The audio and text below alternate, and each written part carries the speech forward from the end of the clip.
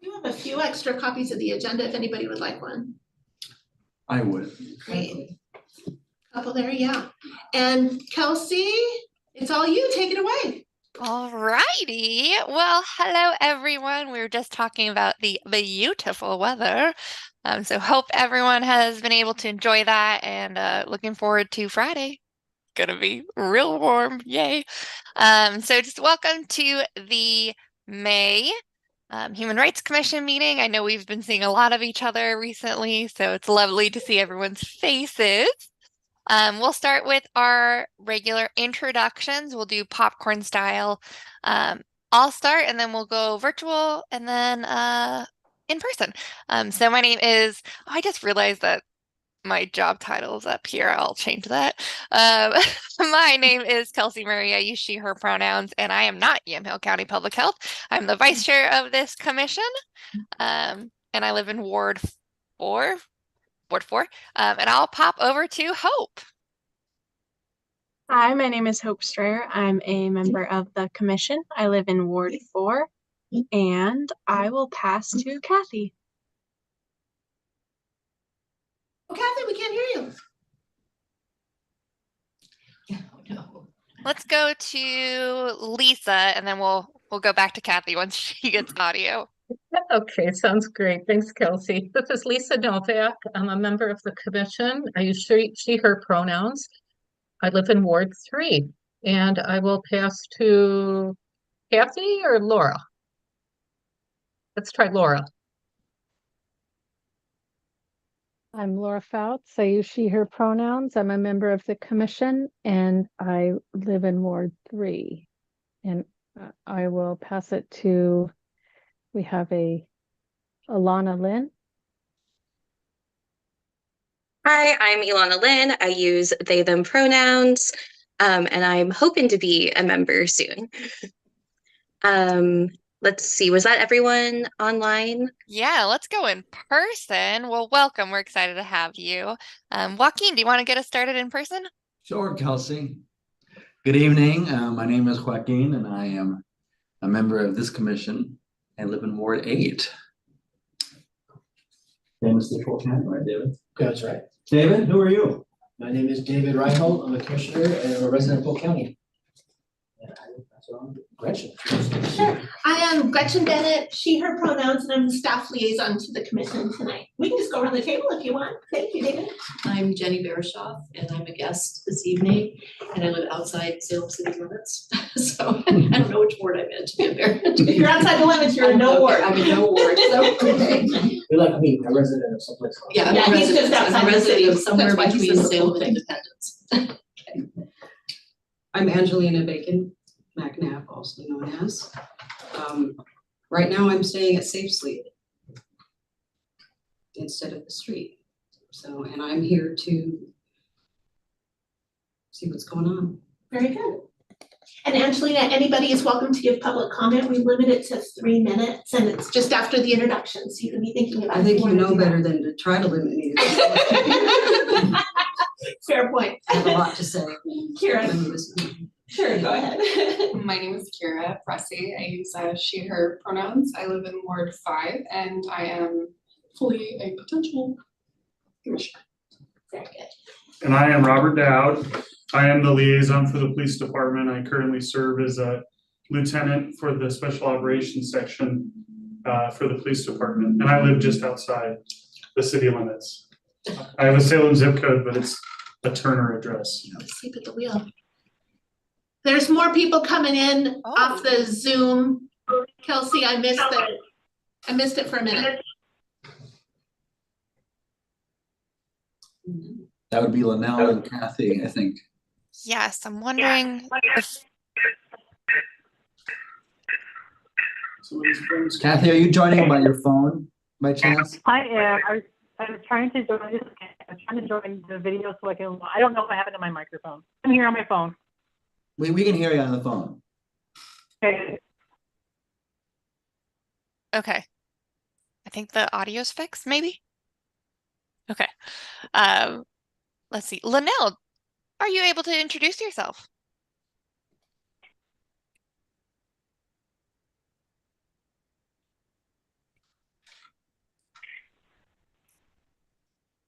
Hi, this is Linnell. I'm with Safe Sleep, and I often attend your meetings, and I'm here.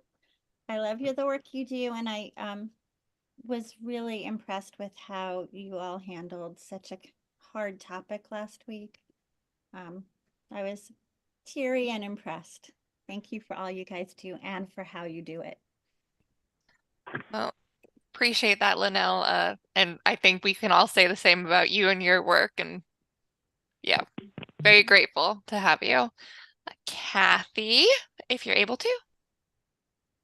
I'm here. This is Kathy Ostrand-Poncham, a member of the Human Rights Commission. I live in South Salem, and I'm sorry that I can't be on video. I'll have to figure out what happened to my laptop. Great. Well, awesome. So happy to have y'all here.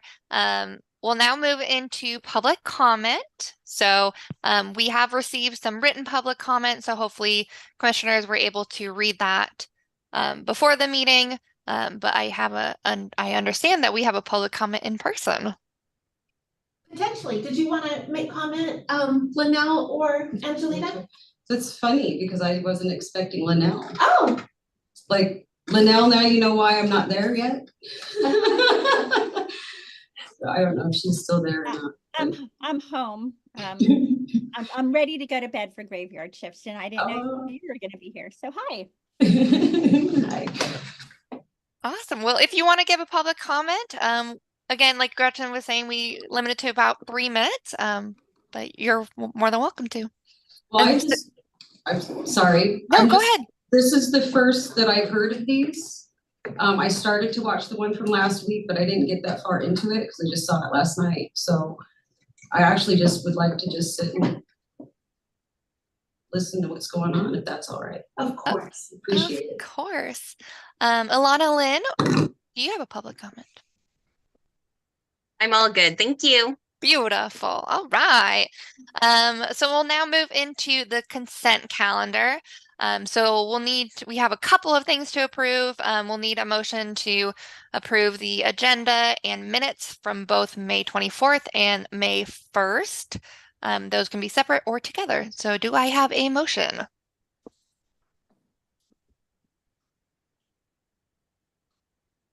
Oh, I'm reading lips. Lisa says, I move to approve the agenda and minutes from those That's dates. awesome. You're like such a rock star, Kelsey.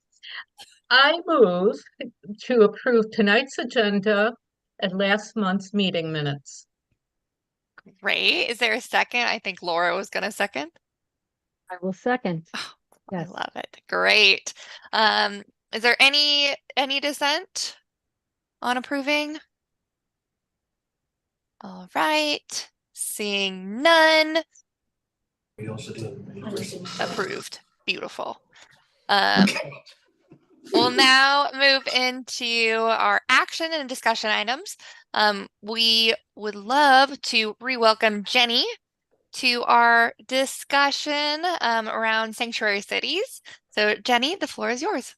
And I can, if you want, did you need an introduction at all? Like, I want to say a little bit more about Jenny. She's just somebody I adore, and Jenny Barishoff is somebody who I don't know if this is fair to say, but was one of the very small number of people who brought Salem for Refugees to Salem. And she is the co-director of Ariana House. And you know, the questions that you all have had on your minds as you examined some of the results from the belonging survey and higher rates of people in Indigenous and communities struggling with reporting and not reporting as high frequency. The questions we asked Debbie back on April 17, we would also be able to ask of Jenny. And so Jenny's going to tell us a little bit about her work and some of the things she's hearing. So thanks for letting me say that. Yeah, thank you, Gretchen. You're welcome. Thank you so much, and thank you for inviting me today. And can you guys hear me? I realize I'm speaking kind of softly. Okay, and I know Hope really well, so hi. I guess I'll start just with a little bit about who I am, and then also kind of a big caveat. I'm not an expert, but I have a lot of experience. but I don't have sort of a professional or education expertise in this area. So I'm not a lawyer is what I'm trying to say. So I've been in Salem for about 14 years, and I started working with refugees and immigrants in Tucson, Arizona, actually, with the International Rescue Committee, working with resettling refugees, but specifically around the areas of trying to make mental health services more accessible to immigrants and refugees. We moved to Salem, and then I started working with Catholic Charities as a volunteer, and then got hired by Catholic Charities. And in about 2014, my husband and I bought a property in well, it's not really South Salem, but between South Salem and Independence. And because we wanted to create like a welcome home for refugees. And at the time we were like, it's kind of weird buying this property and there are no refugees in Salem. But then in 2015, Catholic Charities, I was working for their resettlement program, asked me to start looking at Salem as a resettlement site because, prices in Portland were so high and it was, hard for refugees to, rent in Portland. So we started refugee resettlement through Catholic Charities in Salem. And then 2016, we started Salem for Refugees, and now it's its own set-aside resettlement agency. And we resettle now about 250 refugees per year here in Salem. So it's a big change for our little city, but very exciting. So in the meantime, the other thing that was going on was we were a welcome home for refugees. And then one day I was at the McDonald's in 2018 in Kaiser, one in South Kaiser. And I was meeting actually with a refugee teenager who was having some issues, fighting with her mom and stuff. So we were meeting together. And she said, oh, there's my friend and her mom. I'd like to introduce you to them. So I met them, and they were in a shelter, and they were asylum seekers from Venezuela. And I was like, oh, and the mom was really afraid, and she'd had a kind of a bad situation with, she, had been told she could live with some family members. They were abusive, she escaped it, she was in a shelter. And so we welcomed her to come and stay with us. And so that was the beginning of shifting our focus at Ariana House from refugees to transitional housing for families seeking asylum. And since 2018, we've been able to help and house about 50 individuals who were seeking asylum. In the midst of all of that, still doing Salem for Refugees, but I was working with these families and individuals through Ariana House, and obviously everybody needed help with applying for asylum, needed help with work authorization, needed help with temporary protected status, all these different sort of legal paperwork things.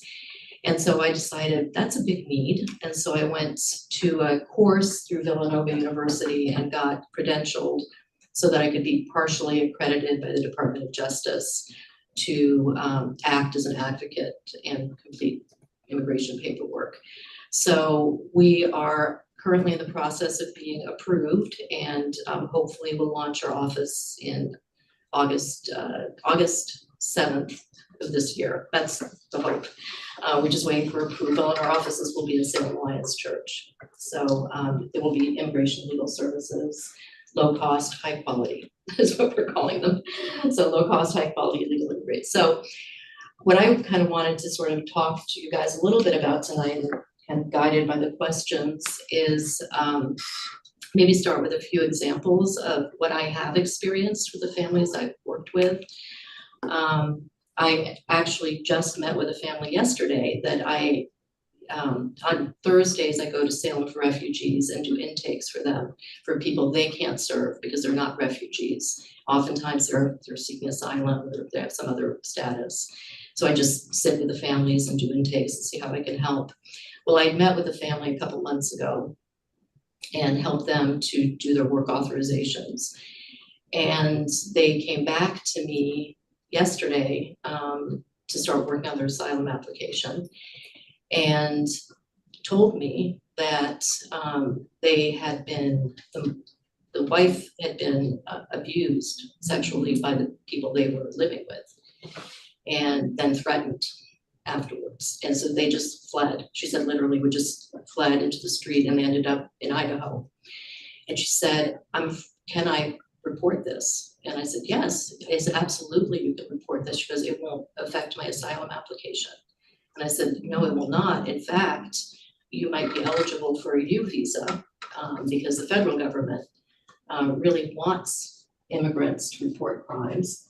And so they do provide what's called a U visa if you report the crime and then work with the police, you know about this, to apprehend and convict the person who committed the crime. So that's just an example. She just didn't know. We've had other more incidents with things around Child Protective Services and Otis and things like that, and where people become maybe reported and then they're just absolutely terrified that and then they lie or they leave. That's happened a couple of times. They'll just leave where we are because they're so afraid. So those are sort of examples. And then the other piece of all of that is everybody that we're working with, almost to the one, is fleeing a situation where the police were involved in threatening them or harassing them or even committing violence against them, or the police couldn't protect them or wouldn't protect them in their countries of origin.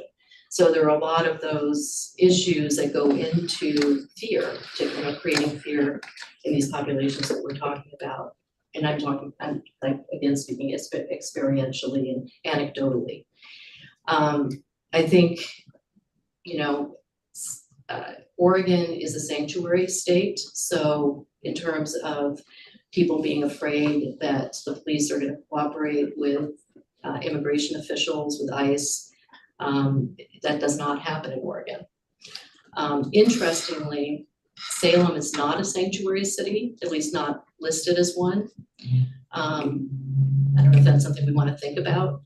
It's what I remember being told by, I think, the previous mayor, that we're not listed as a sanctuary city, but we act as a sanctuary city. But that might be something we want to think about. Like Grants Pass is a sanctuary city, Eugene is, Portland is. And anyway, that's just something to think about. Quick question. Sure. Can you help me know where the list is or who's listed is? Here, I actually brought it. Because I was like, really? It's a USCIS guide. It surprises me too. Okay. Here, I'll just give you this whole thing. Yeah. Thanks. Okay. I didn't mean to, just a quick clarification. No. Sorry to interrupt you. Yeah. I'll just give this to you. Thank you. Yeah. And I'm not sure, and it does go into, how it's helpful for a city to be a sanctuary city. It was hard for me to tell what difference it would make since Oregon itself is already a sanctuary state. Yeah, that's what I thought everybody was because of Oregon being a sanctuary state. And I don't know if it's more of a sort of making a statement like saying, we will protect your rights. We'll protect the rights of immigrants. We're sort of making that statement as a city.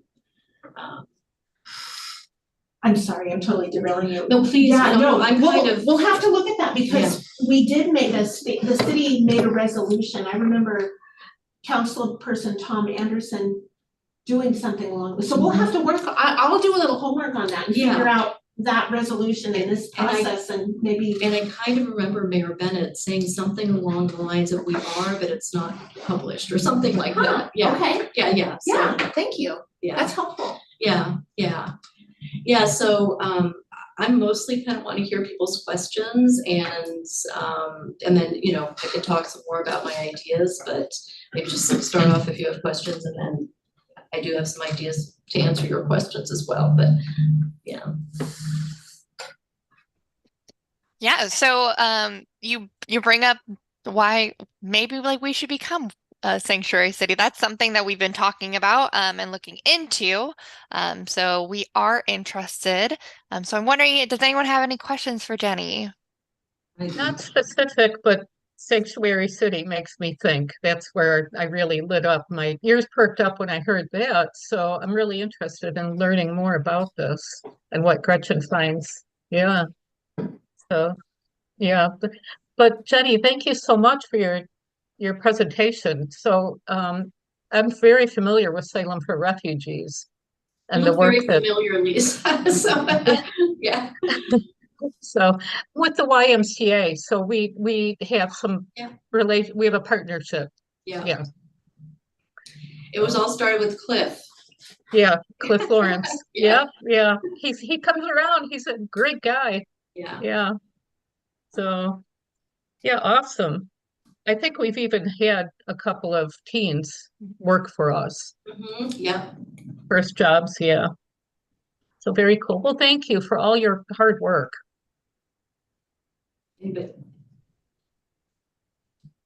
Any other questions or comments? Hope? I just wanted to say hi, Jenny, and thank you for your presentation. Yeah, I see you often. I've seen you lots. But yeah, thank you. It's really great to see you here. Yeah, great to see you too. Yeah. Hope's come to our community meals at Ariana House. Yeah. And I know to ask a question. Oh, you are. We just need Kelsey I from just- Emily Carey. Kelsey. No, that's totally fine. I Angelina's just wanted looking. to make sure it was okay. Absolutely. Please. I would like to ask if you strictly work with refugees from out of the country. Ariana House works strictly with families seeking asylum. And then Salem for, actually, let me talk about that difference. So, and Salem for Refugees works strictly with refugees. But nothing to help people that have been here and are actually American citizens that might need the same kind of help. Yeah, no, because I mean, there are lots of places, thank God, in Salem that do help people in that situation. We're like, our focus is that target population of, families seeking asylum, yeah. Thank you. Yeah. So I actually wanted to address that too, like what is the difference between a refugee and somebody seeking asylum? So refugees, sorry, Lisa, you've probably heard this a million times, so, but anyway. So refugees are people who are fleeing persecution, violence in their home country. They go to a second country and they're interviewed by the UN High Commission for Refugees and go through sort of interview process. Like I said, they have to show proof, they have to have corroborating evidence, corroborating stories from other family members. And if the UN interviewer, deems that they are refugees and they are designated as refugees, they come under the protection of the UN. Oftentimes they'll end up in a refugee camp, and sometimes they'll be in cities, but they'll be under the protection of the UN, receiving aid from the UN. Then, certain people in camps, certain people in cities get identified as being people who will be resettled to a third country. And that can be because oftentimes it's because they're particularly vulnerable, or like it's a single mom with a lot of kids, or it's somebody who has experienced violence in the camp, or sometimes people with a disability, that kind of thing. So those people go through the vetting process we heard a lot about in 2016, 17. But so they go through a whole process of being processed to be resettled in a third country. And that is medical screening, security screening, DHS, FBI, CIA, everybody's involved. And then they come to the United States, or they are told they're going to travel to the United States. And there are 9 resettlement agencies currently that function. Salem for Refugees is with World Relief, so that's one of them. And they sit on Wednesdays in Washington, D.C. and decide which families are going to go where. So every week that decision is made. And then families are all welcomed and resettled by a resettlement agency. So I worked for the International Rescue Committee, Catholic Charities, Salem for Refugees, they're all resettlement agencies. And they have a contract with the government, with the Department of State, to provide certain services for a period of 90 days. And then, and there are the services that you can imagine, like getting kids enrolled in school, getting English class, helping with employment, because refugees come with work authorization and social security cards, ready to go. So, and then after a year, they can apply for a green card. After 5 years, they can apply for citizenship. So asylum seekers go through a whole different process. And I'm not gonna tell you that every single asylum seeker that has come through Ariana House or that I've, had any connection with, through helping with legal paperwork is coming for these reasons. The vast majority they're coming for the same reasons as refugees flee their home countries. They've experienced violence, persecution, threats, because of their identity, because of their political opinion, because of their membership in a particular social group, because of their religion, etc., just like a refugee. So, but their whole process is different. Many different things can happen at the border. People can now they can cross, with using the CBP1 app and have an interview and cross. People can cross at a border crossing. People can cross not at a border crossing and be apprehended. People can be detained. People can not be detained. People can have credible fear interviews. People can not have credible fear interviews. So many different things can happen at the border. When people make it to Salem, and I'm just gonna back up and tell you one story, because sometimes just giving, stuff that's kind of dry is kind of boring. So one family that lived with us and actually just moved out, single mom from West Africa. She was fleeing violence against her because of the fact that she was a woman and her 2-year-old daughter was a girl. And she also had a son. So they crossed the border illegally. It is illegal, so I don't mean in quotes, but what I mean is they didn't cross at a border crossing. They were apprehended, they were detained, and then they were sent by either CBP or ICE to Portland, Oregon. And she had no family, she didn't know anybody in the United States. And so she was at Portland Airport, and I got a call because they knew me from, welcoming refugees at the airport. And she came and stayed with us. So she has applied for asylum. She's work authorized now. She has a social security card. Her kids all have social security cards, and she's working at Amazon. Wow. She has a 4th grade education. She's from a village. She learned how to drive. So that's her process, and that's the process of most everybody who is it comes through as an asylum seeker. So their process of having to prove that they have to kind of rise to the sort of bar of being able to have asylum in the United States is that they apply for asylum through immigration court, and then they have to defend their case, and hopefully with representation, but there are not a lot of immigration attorneys around, unfortunately, and doing an asylum case is a very, very long process. So people that I see have their first hearing in 2025, 2027. And the first hearing is just what's called a master calendar hearing, and it's just setting the calendar. So to get asylum in the United States takes sometimes up to 10 years. Getting asylum in the Portland courts, it's about a 13% success rate to actually get asylum. So yeah, so I mean, I think those are things to really kind of be aware of, and why everybody feels really tenuous for a really long time. So they may have, applied for asylum, they're in process, they're not illegal in the United States, they're in a legal process, they've got their work authorization, they've got their social security card, they've got their Oregon ID, but they're really hesitant. They're still feeling in limbo. They don't have a place to call home yet in a lot of ways. So, I remember working when I was at Catholic Charities with a guy who had a really, horrific story from El Salvador. And he received asylum after being here for 15 years. So, and he came to Catholic Charities, but there wasn't much we could do for him because, he'd been here for 15 years. He'd made his life here, But, so those are like the important differences. Refugees have a pipeline, a process, a system for assistance, and they they sort of expect, you know, the services they receive. People who are seeking asylum actually come here not expecting anything, you know, at all.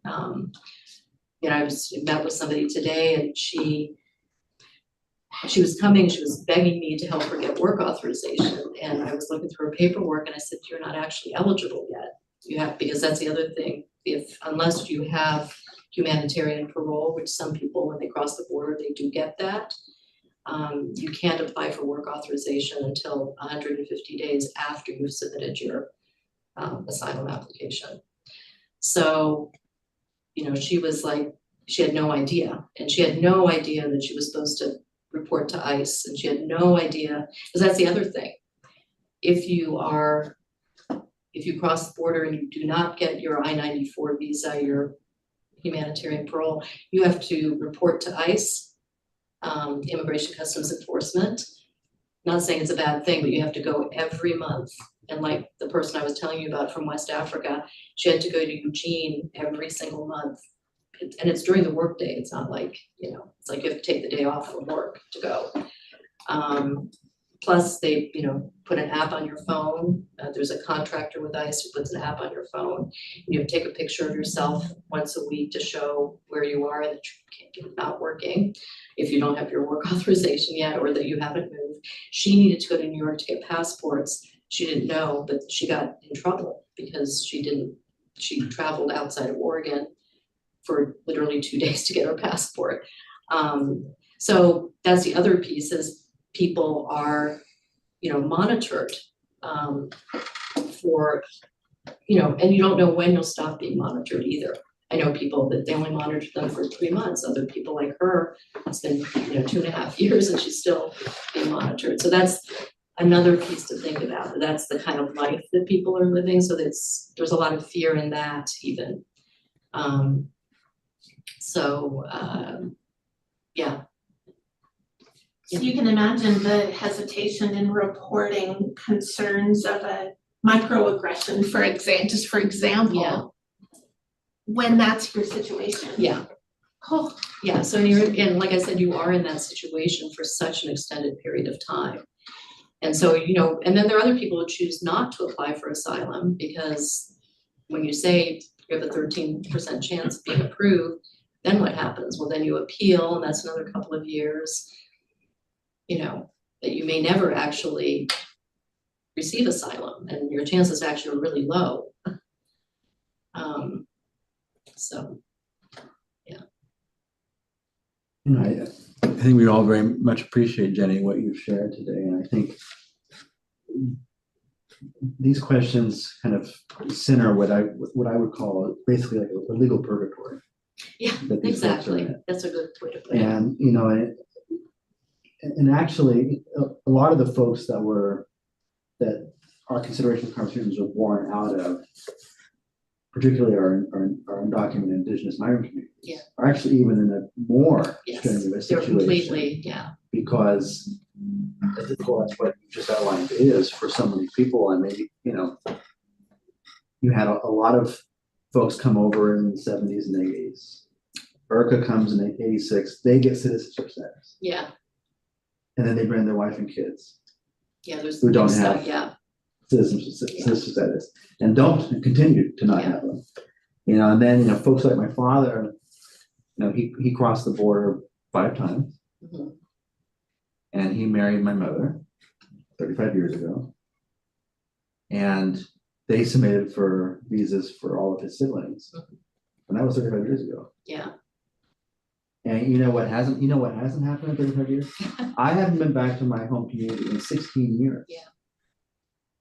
16 years. Yeah. Because of the violence in our community. Yeah. People murdered indiscriminately on the streets in front of our homes. Yeah. And these people can't get, my aunts and uncles and cousins can't get visas. Yeah. For 35 years. You know, and so that's to add even more on it. Everything you just shared. I mean, we have 60,000 folks for whom this is true in Oregon. Yeah. It's a lot of people, and you're raising.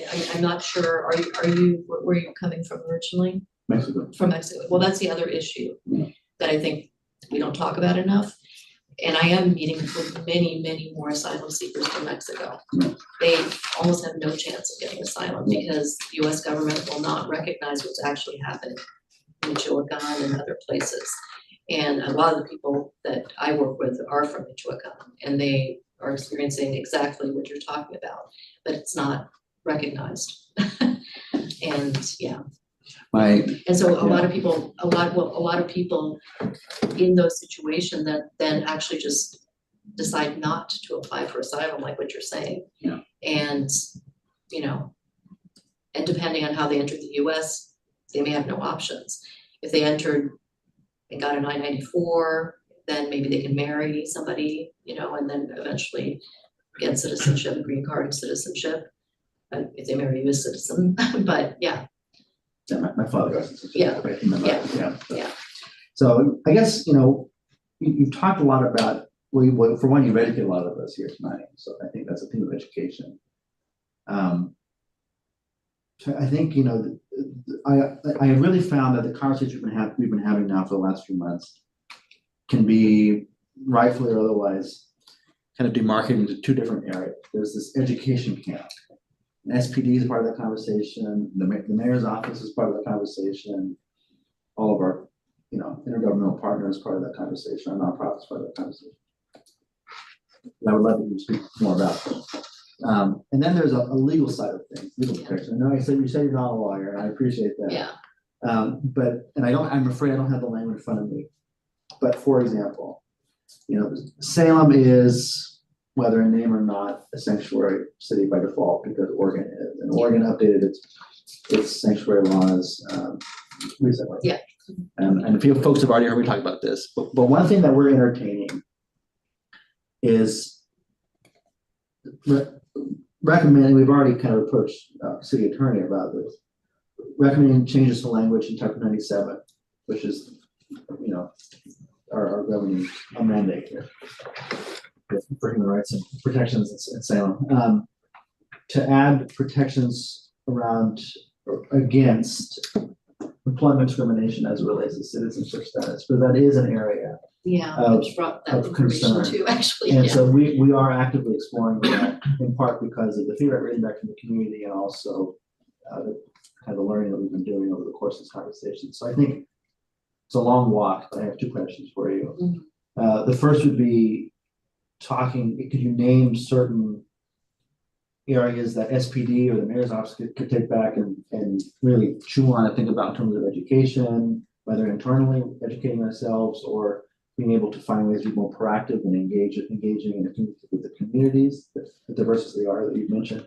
So that's one question. The second question would be what, again, not a lawyer, but what legal protections are absent or insufficient that we should be entertaining or looking into? Yeah, for the second question, I don't know, to be honest with you. Yeah, I feel like, yeah, I don't know. I mean, I thought Gretchen had mentioned that to me too, and I was like, well, maybe I could just research, but I feel like I couldn't answer that question. The first piece is, you know, it's obvious. It's like what you're talking about is education and advocacy, you know, within the communities, and also, you know, at Salem Police Department and the mayor's office. And I mean, I think education around education around like kind of what I talked about tonight, and then also what you mentioned that I didn't mention as much is, you know, the communities that are here. And, you know, I think a lot of it has to do with just really being able to understand the situations that people are coming from and the life that they live here, this sort of limbo life, and that keeps people kind of not wanting to make waves and not wanting to sort of be visible, basically. And I mean, it's very simplistic, but it's about what I would say. And, you know, I think the other thing that I'm curious about, even when I was working with Salem for Refugees, and I don't know what your background is or where you're, like, who you work for, or, you know, or anything like that. So I don't know, but who do you work for? Or do you have your own organization? My day job is in the nonprofit sector at the Class Leadership Institute, so the Migrant Farmer community up in Portland, up in Woodburn. In Woodburn, okay. So I think one thing that, and when I was with Salem for Refugees, you know, I was like, we really need to reach out to like Mano a Mano and other organizations, because, you know, I'd seen like in Tucson where it starts to be this weird thing where, you know, it's kind of like the refugees are sexy and everybody forgets about all the immigrants who've been here for a while and migrant workers, and, you know, where it's, and also it gets to be sort of like, well, there, you know, sort of limited resources or limited volunteers or, and so I wanted us to all get together and start to sort of leverage what the resources are, education, advocacy, doing that kind of work. And it could never really get off the ground, and, you know, partially was my capacity. I was trying to do too many things. But I feel like I'm wondering about, you know, the organizations that do exist and we don't work together. You know, I feel like ashamed. I mean, like I do Ariana House, and most of the people who would live with us are Spanish speakers. And I do refer them to Mano a Mano, and we have a relationship like that. Like they bring food boxes, but that's the limit. You know, we're not working together to educate or to do advocacy work. And again, no blame, because I'm not doing it either, you know. Yeah. So I think that's one thing, and I might be very wrong about how people are working together, and, you know, but. Well, I think it still speaks to the need. Yeah. To have at least that relationship, a bridge. You know, I think, I won't speak for my colleagues in the movement, but there was a long time where a lot of the legal work revolved around wage theft and labor rights. Mm-hmm. And that merited that attention. Yeah. But a lot of the farm worker rights, immigration rights, there's a lot of pro bono work, you know, it's OLC, it's PWJ&J, it's all, you know, there's few people doing a lot of work. Yes. And they run into capacity issues as well, I'm sure. Yeah. Well, I think that's the sad thing, is I wish we could leverage, because Salem for Refugees right now, this is the other piece for people to be aware of, is that refugee processing is now happening in Peru and Honduras, and I can't remember where else, but anyway. So people are being processed as refugees who were people were doing the Darien Pass and Darien Gap and, you know, coming to the border. So not enough people yet. But so Salem for Refugees is resettling a lot of Spanish speaking, more and more. People from South and Central America. So there's even more of a need, I think, like for us to, more of an obvious need for us to be trying to work together. And I don't know, you know, if that's the mayor's office convening something, or I have no, you know, I don't know how things work, but. Well, not to hijack the conversation anymore, but you know, as much as you're seeing those increases too, you know, we run a program where we teach in McLaren. Mm-hmm. And we're seeing those numbers go up too. Yeah. I mean, so it's not, I mean, we are incarcerating our monolingual Spanish, Guatemalan, Honduran migrants at really high rates with their youth, really high rates. I mean, we've seen it like rocket in the last few years. Yeah. And so they come here and they get jailed. Yeah. And that's happening a lot. Yeah. And it's a huge problem. And so, and I think, you know, I think what's interesting is that a lot of these refugees centers are opening up in Latin America and South America. And that's partly born out of this kind of almost zero tolerance policy that Mexico's adopted. Yeah, you know, really, it is. I mean, it's changed in the last 5 to 10 years. But so anyway, that was more. Yeah, no, it's interesting because it shifted everything over, and now, anyway, it's not a bad thing, but but I would say that's one thing. I wish that there would be a way for us to all be more connected in doing the work, because everybody is at capacity and exhausted, and maybe if we, like I said, idealistically could pool our resources and talk together, and you know, and even like Catholic Community Services, that they, you know, have the Fostering Hope Initiative. They're working with a lot of the people that I work with, but they, to be honest, they weren't really interested in me coming and talking about asylum seekers. You know, I would have liked for them to have been interested, you know. Yeah. The city has, I don't know how often this happens, Gretchen can answer this better than I could, but the city does function as a convening entity sometimes in the equity adjustment or equity roundtable. It's almost like you're speaking to a need for, I don't want to put words in your mouth, for like a criminal justice and immigration service roundtable, or really bringing folks together and talking more explicitly about these sorts of things. I don't know, that'd be interesting. Yeah, I think. I know that there are other work like that for, youth violence in the community. This is a big thing happening right now, so. And I know like Salem right now, we participate in Salem for Refugees. Yes. We do education classes, Yep. trying to help people understand what the laws and norms are of the Salem community, and then what they can expect from a police officer when they're contacted or if they have contact, and how that interaction can go more smoothly, and how we can work together so that we're not, there's no misunderstandings, or we can minimize those misunderstandings. Debbie sat on that for a long time, and now Steve Galvin's doing it. She came out with, I can't remember what it was, to Ariana House actually, and did such a great job. Because what she did, she came out, because we used to have something, the International Prayer Gathering there, and we would have like 150 immigrants and refugees come every Sunday. And so she came out, talked to everybody, saw what people wanted to, what did they want education about, and then came back the next Sunday and did an incredible, really great job. Did exactly what you're talking about. Mm-hmm. Yeah, because part of that too is just breaking down that fear to have two police officers come. They didn't come in uniform the first time, they came in uniform the second time, and just breaking down the, that fear barrier. Be able to talk to a police officer and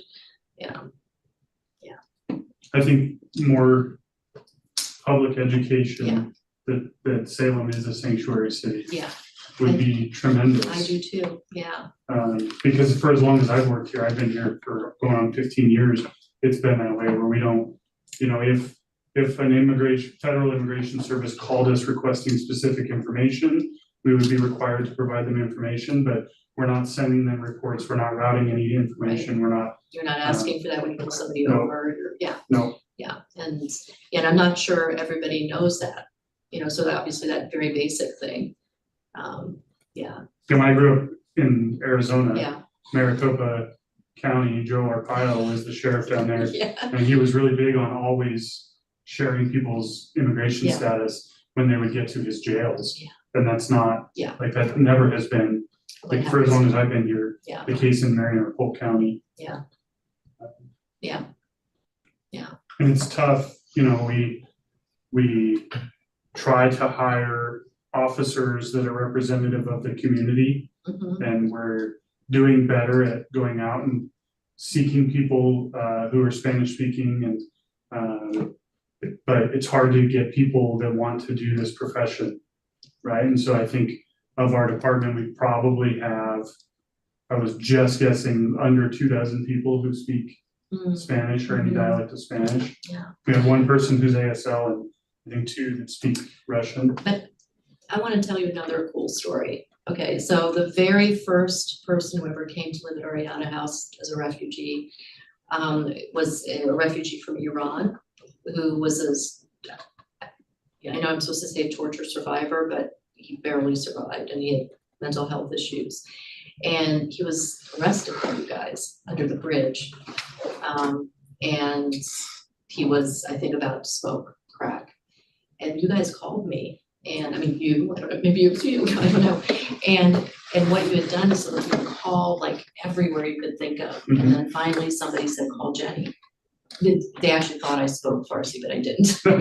But I knew who you guys had arrested because he had been living with us. And and you guys said, if you can come down here and get him, then we won't do anything. So I, because he hadn't actually committed a crime, but he was just about to, Well, and sometimes the biggest challenge for us, like we have language services that are available 24 hours. But sometimes getting, like, what language do you speak so that we can find somebody on the other end? He wouldn't have been able to answer you guys.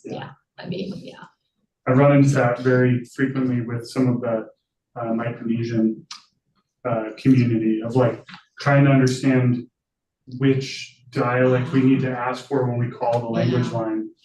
Because oftentimes you'll get just an operator that will then connect you with the person who speaks that particular language. And so that's a barrier, but I don't know how we navigate that. Right. I mean, those are things to talk about, like in a community discussion, because, yeah, I mean, we recently, had some child welfare issues, and they didn't have anybody, even on the language line, that spoke actually the mom's primary language.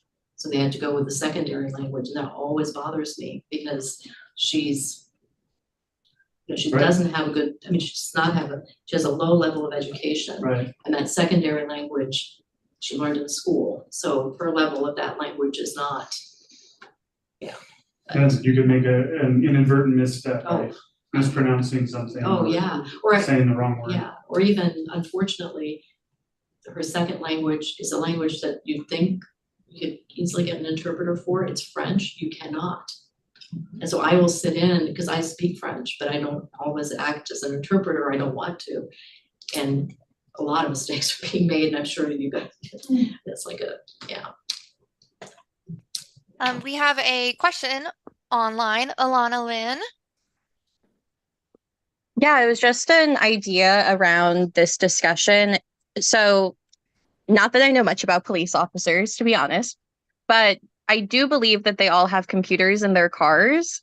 And not that Google Translate is the best, but that could also be a solution where you, I don't know, the computer probably can be passed around, but maybe like recycled tablets where you can hand them to the person and just say, type it in, do whatever. You do it. Yeah, phone. I have Google Translate on my phone. Yeah. And I Like use it maybe quite that could frequently. be part of like training of like when you can't understand someone, have them communicate with you through this. Like it's okay to pass your phone to them.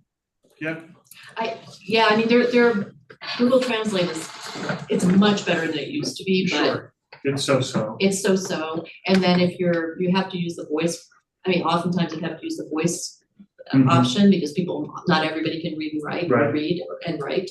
Or if they can, I run into this a lot where it's like, what did they say? Because they actually can't really write in their own language, Mhm. So there are a lot of that. And I use that. I'll pass my phone Yeah. back and forth, and we've had Yeah. those communications, and they Yeah. can be effective on very like minimal, like a Yeah. traffic stop, right? But Right. when I'm trying to get into Yes. a complex investigation, it can be, that can be very challenging. Yes. Yeah. Yeah, I just thought it'd be a way to help like identify what dialect to use or Oh. what language they're using, like to use that as the identification tool. Yeah. Yeah, I know that that's something that we all of us police officers utilize, is the Yeah. Google Translate. It's been probably the most effective in the field tool, that if it's just a basic contact, and if it's gonna be something more complex, somebody will call into the language line Yeah. and get that certified translator and the record of who the person was, so that if they need to come Yeah. testify in court. Yeah. Cause that's a big thing too, that I didn't realize when I was a new officer, is I went to a situation where there was an accusation of some violence in the family, and one of the siblings of the victim volunteered to speak up and translate. And I was using that translation Yeah. from the family member, and then I got back and I realized my misstep was that person could very well be protecting the other person in the household. Right. Yeah. Right, and so having that unbiased person being our translator is something that we strive for. Yeah. Yeah. But actually that raises something else. I don't know, I don't know much about training or anything in the police department or anywhere that's represented here, but is learning how to work with an interpreter is really important, because oftentimes, and I do the same thing, it's like you end up talking to the interpreter instead of the person. And really you should be talking to the person, and the interpreter is just the conduit. Mhm.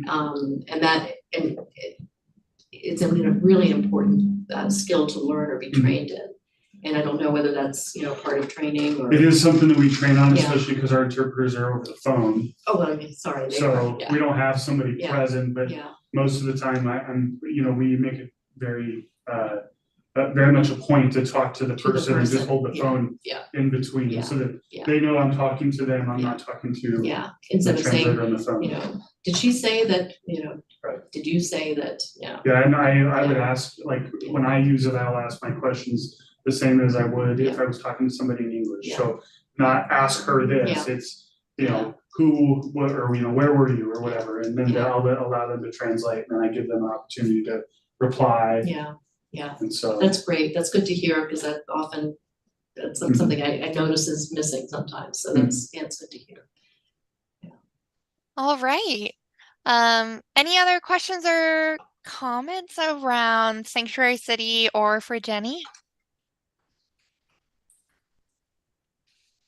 Awesome. Thank you so much, Jenny. That was, Thank you for the I learned opportunity. so much. And kind of excited to kind of see where this goes.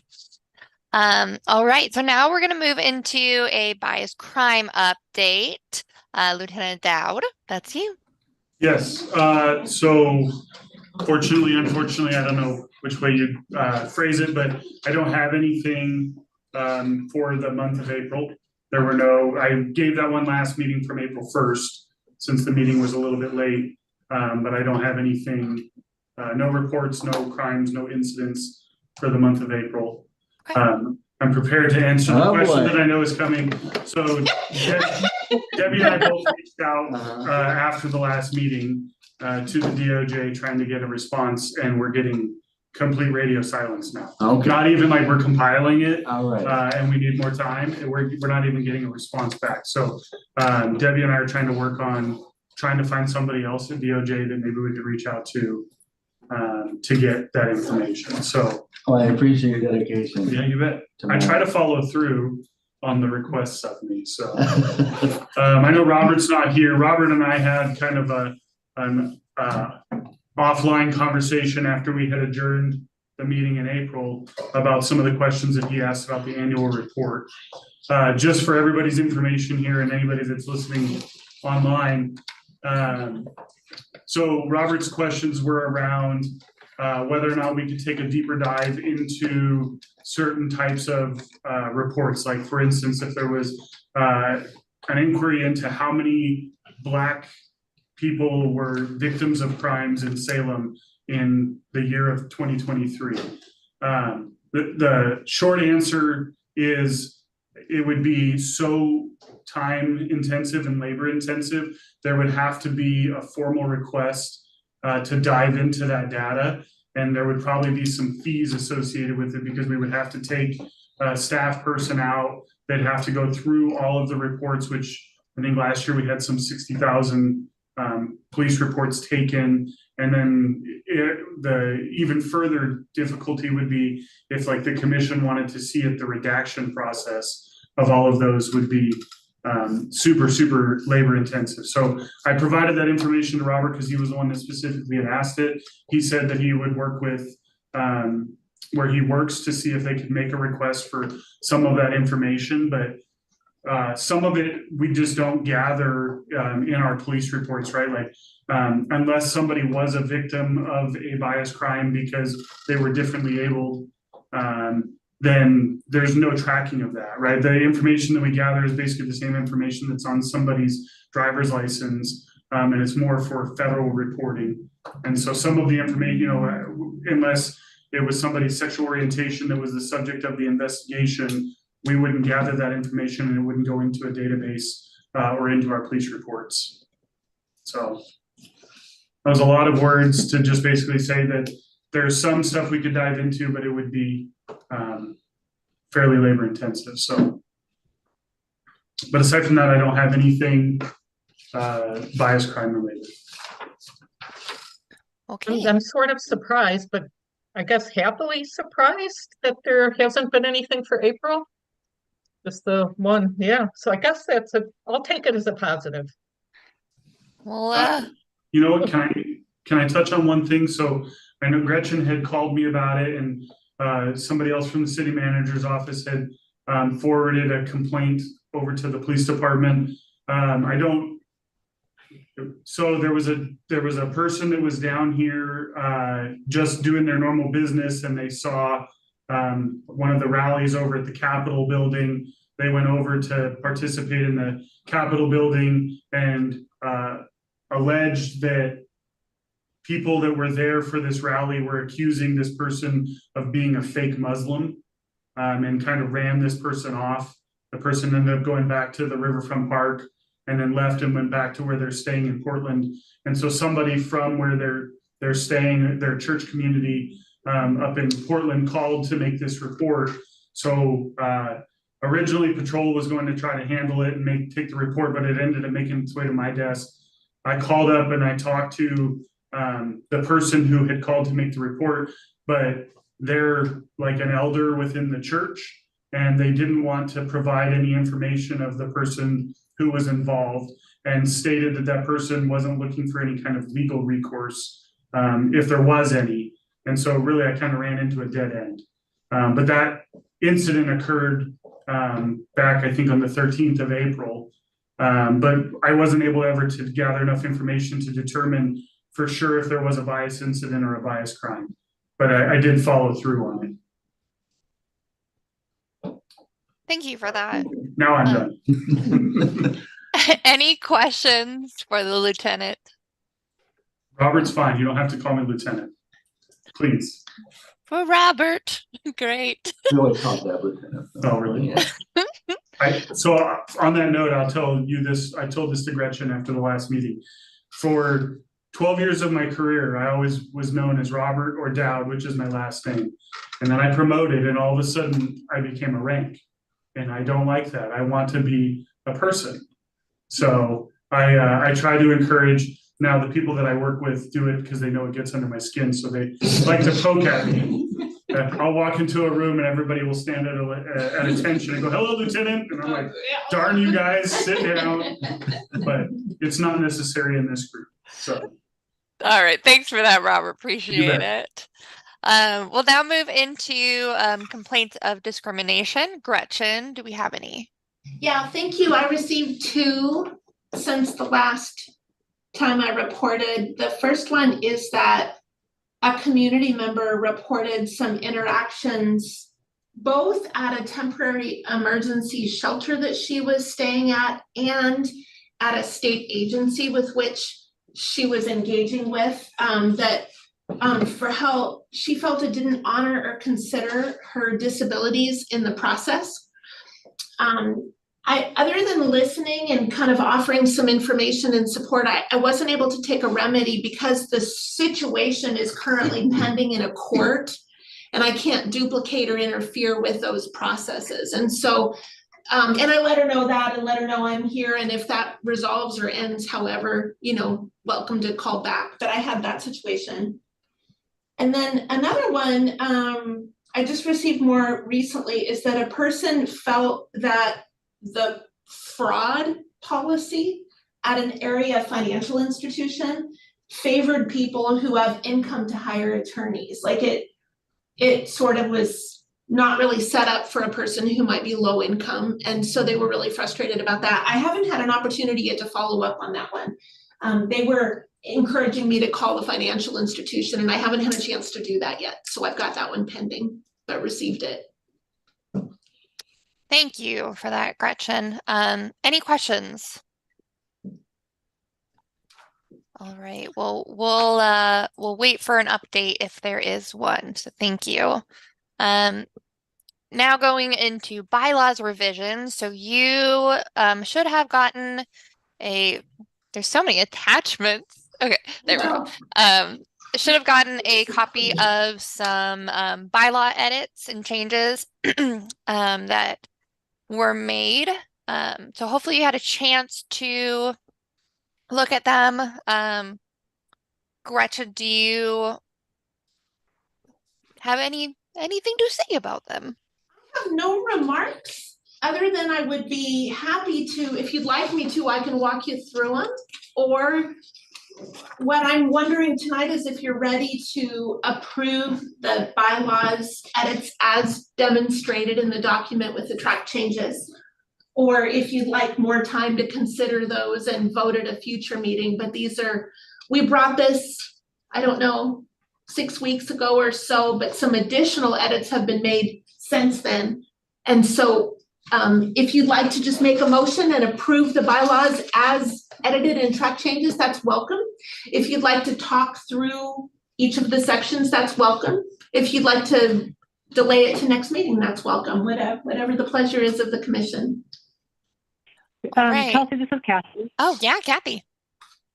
Can you hear me okay?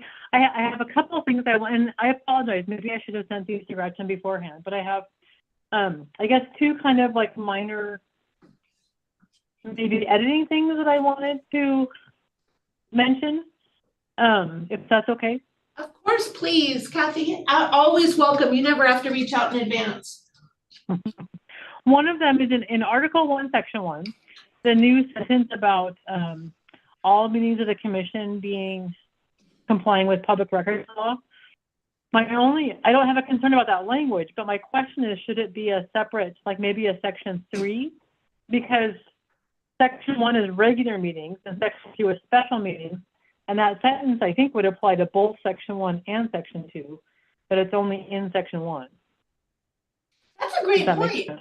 I would go with that and suggest that maybe it's when you argue it's almost Section 4, like it becomes its own section and is Section 4. That's what I'm thinking. Yeah. Yeah, I'm agreeing with you. So I'm going to make that note and fix that. I think that's a really good point. The other thing. Go ahead, sorry. Kathy. No, sorry, go ahead.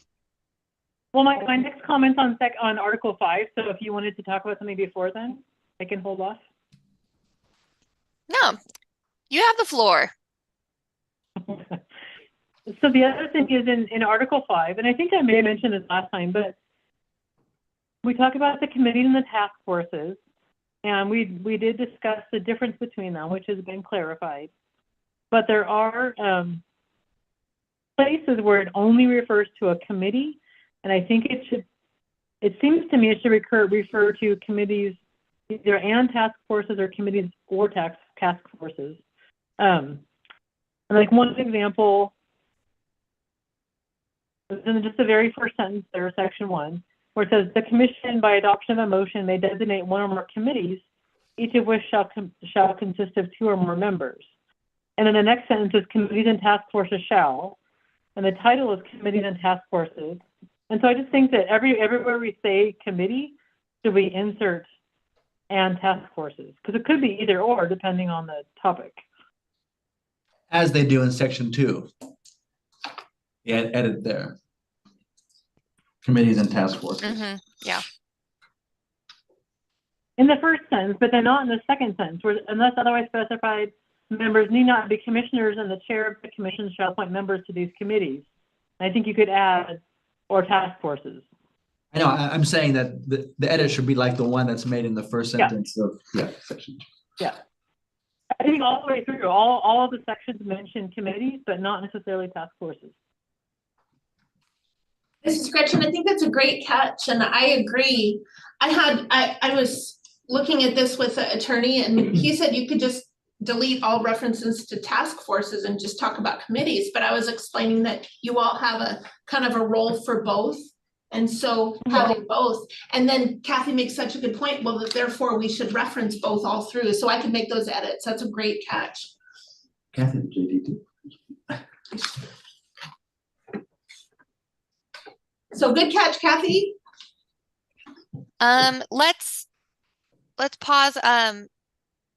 Is there any discussion, other like questions? Well, okay, sorry. Let's go into questions. Any questions about the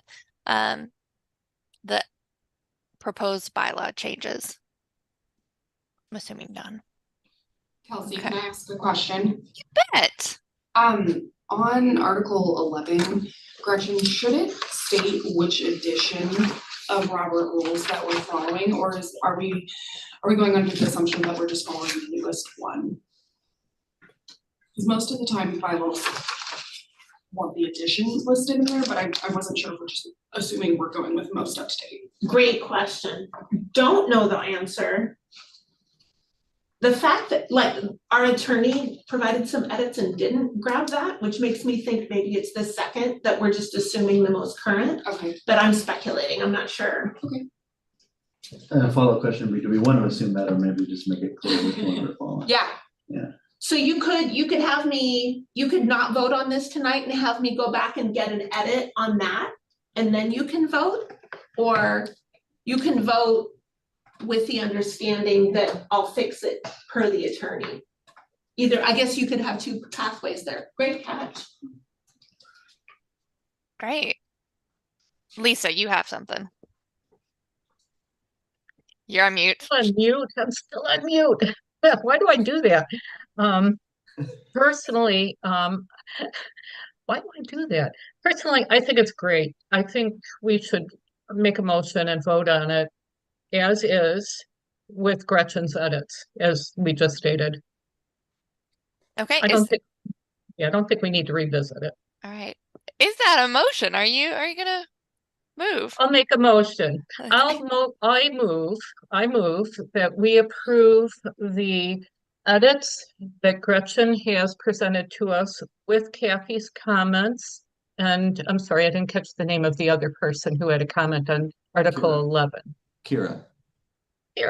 So when Gretchen does her due diligence, it'll be complete then. So I move to approve it based on our discussion tonight.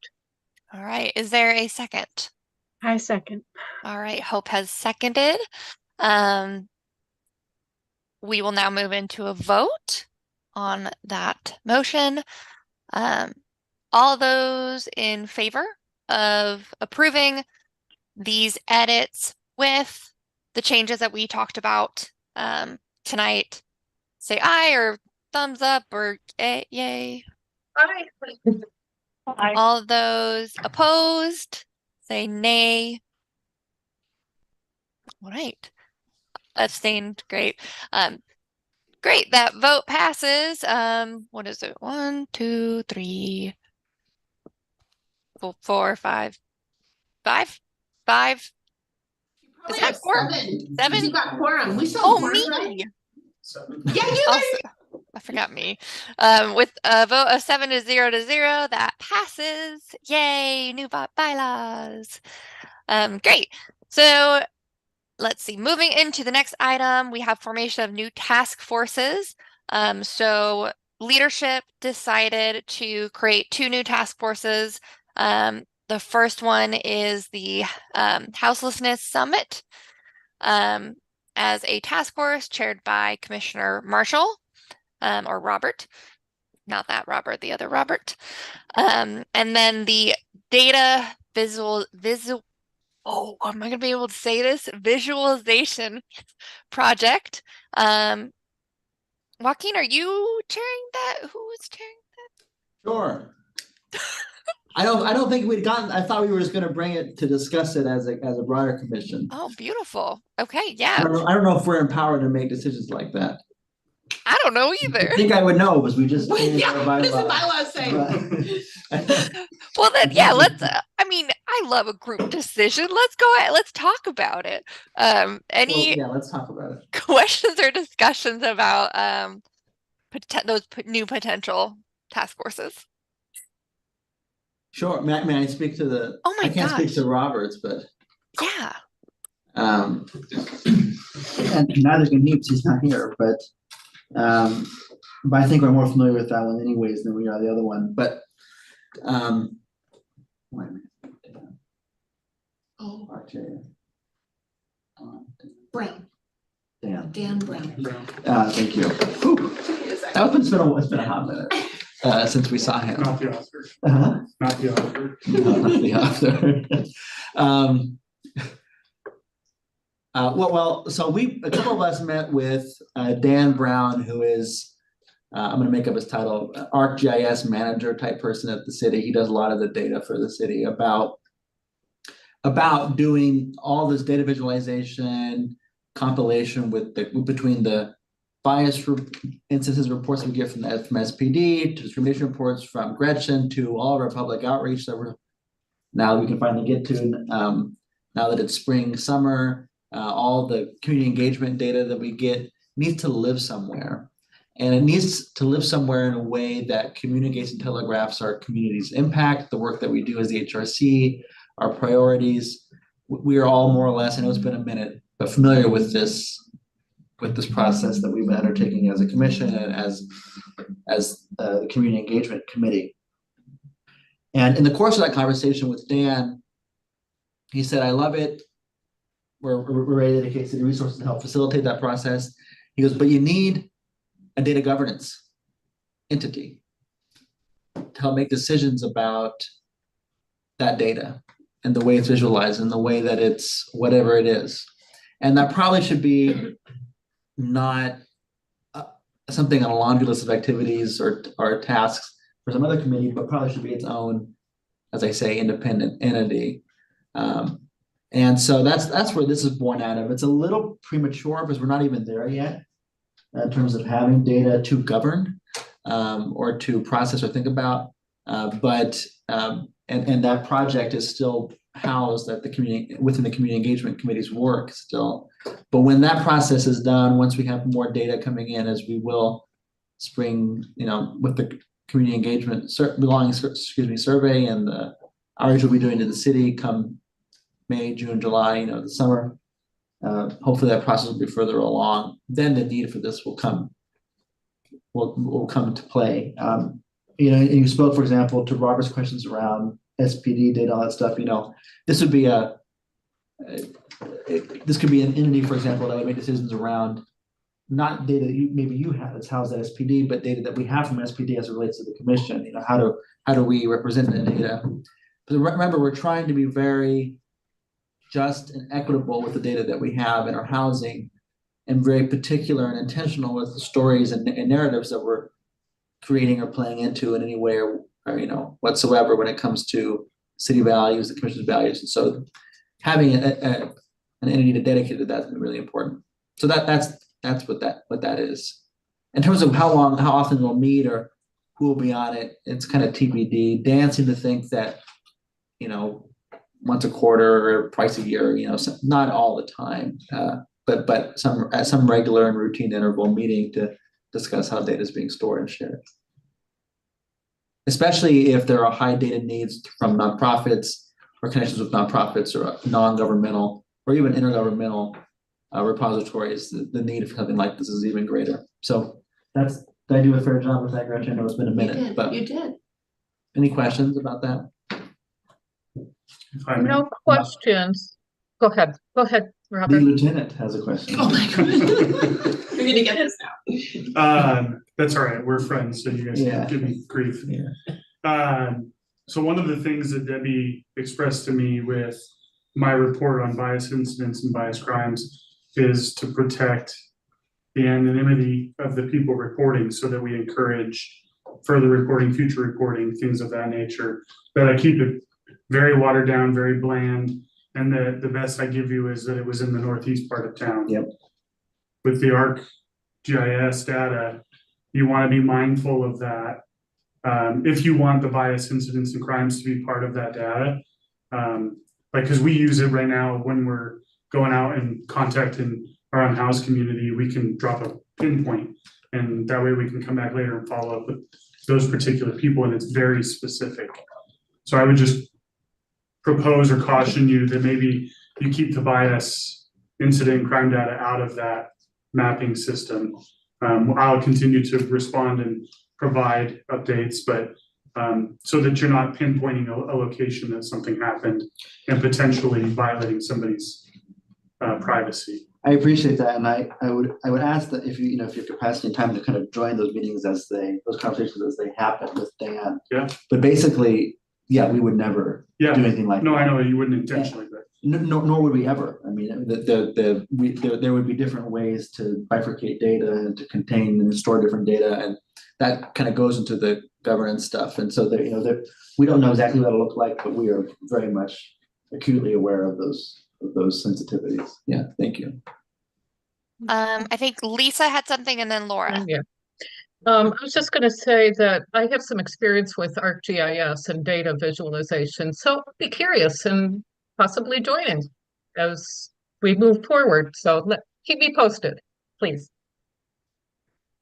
Awesome. Laura?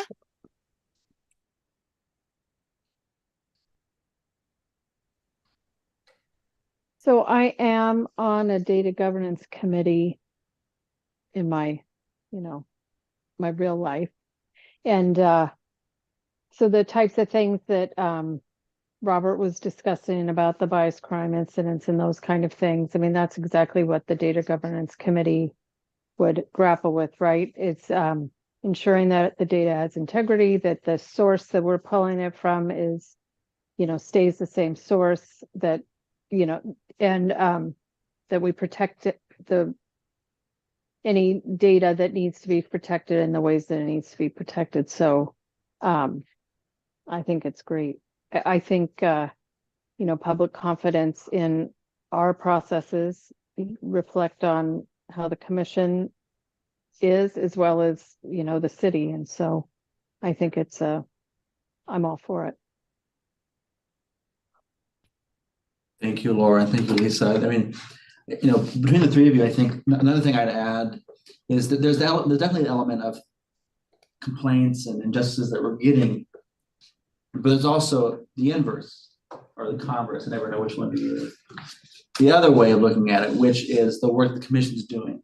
Here's the feedback of things that the community wants to work on. Here's what we're committed to doing, and here's what we are actively doing.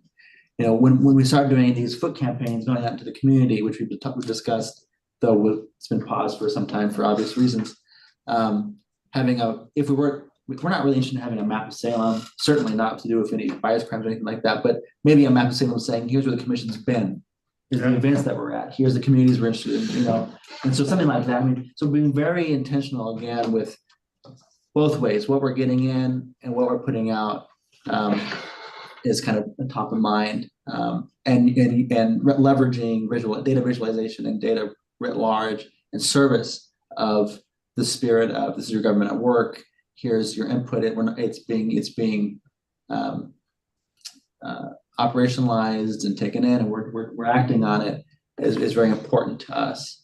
And I'm sure Kira actually might have something to say about that too, because she's in the transit world, and transit loves data, and we have some great data resources and repositories in transit. So it's in the spirit of being a lot more data oriented and being very transparent, responsibly transparent about the work that we're doing. So, given that we are doing so much, and we do come across a lot of data on an annual basis, and so how do we leverage that and make that more actionable in a way that really helps people? More to come on that. TBD. Thank you for that. Any other questions specifically around the data visualization project? All right.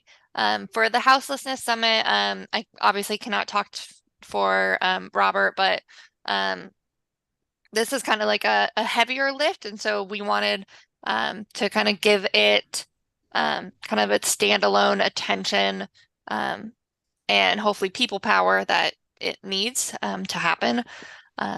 So that was kind of the reasoning about bringing that about. So I'm wondering, would anyone like to motion? I don't know if we need a vote on this. I think we do. Sure.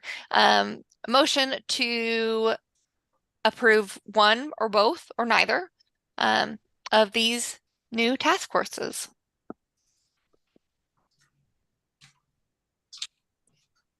I'll do it. I move to approve both task forces. Great. Is there a second? I can go ahead and second again. Awesome, Hope. All right. It's been motioned by Lisa and seconded by Hope. Let's go ahead and vote. I've actually got a pointed question, if it's okay. Since we've been clarifying the definition of a committee and a task force, I was wondering if the data visualization is actually a committee, where the summit sounds more like a task force to me, because I think I understood it to be a one-time, we're gonna put something together and hold an event. So that might lend itself to being a task force that sunsets when the event ends.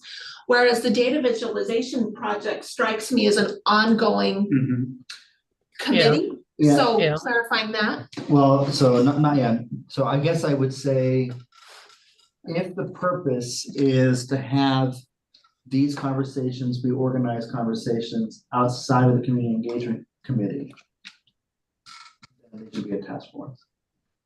or renamed, or rename it as the Data Governance Committee and just adopt it as a committee now and say that that's where it's gonna be housed. Because the project is the project, and right now, we've been using Community Engagement Committee hours to talk about data visualization. Right. And if it's a task force, then that would suggest to me that that would no longer be a part of the Community Engagement Right. Committee hours. They would be separate hours dedicated to that part, which is fine. I think it maybe even merits that. So it could be a task force in that sense. But the data visualization project is, to me, different from data governance, which would be a committee. So like when this task force ends its work and we're a go for, you know, the data project as it is, then we would hand it over to maintaining it to the data governance committee. Oh. Or we could just make the governance committee now and just forget the task force and just have it. Am I making any sense? I think what I'm starting to hear, which I hadn't heard previously, is that, well, maybe I need to ask you a clarifying question first. Are you imagining, I think what I heard you say is that the work to birth this would remain at the Community Engagement Committee, but then once it's birthed, the Data Visualization Committee would have an ongoing role in taking care of it. Correct. So what is okay, but if we're not gonna make this be a task force, then I agree, maybe it should be a committee. So then I'm recommending we don't call it the Visualization Project Committee. It's like a data governance committee. Yeah, I see. Otherwise, calling it the project suggests transience in a way that it isn't. It's permanent. It's a data governance committee. And I think it's fine if you kept the work of birthing it in the Community Engagement Committee. I mean, that's fine. Or you can start it over there. Or if folks want to be doing other things, because we also have the Community Engagement Survey. Right. The belonging survey.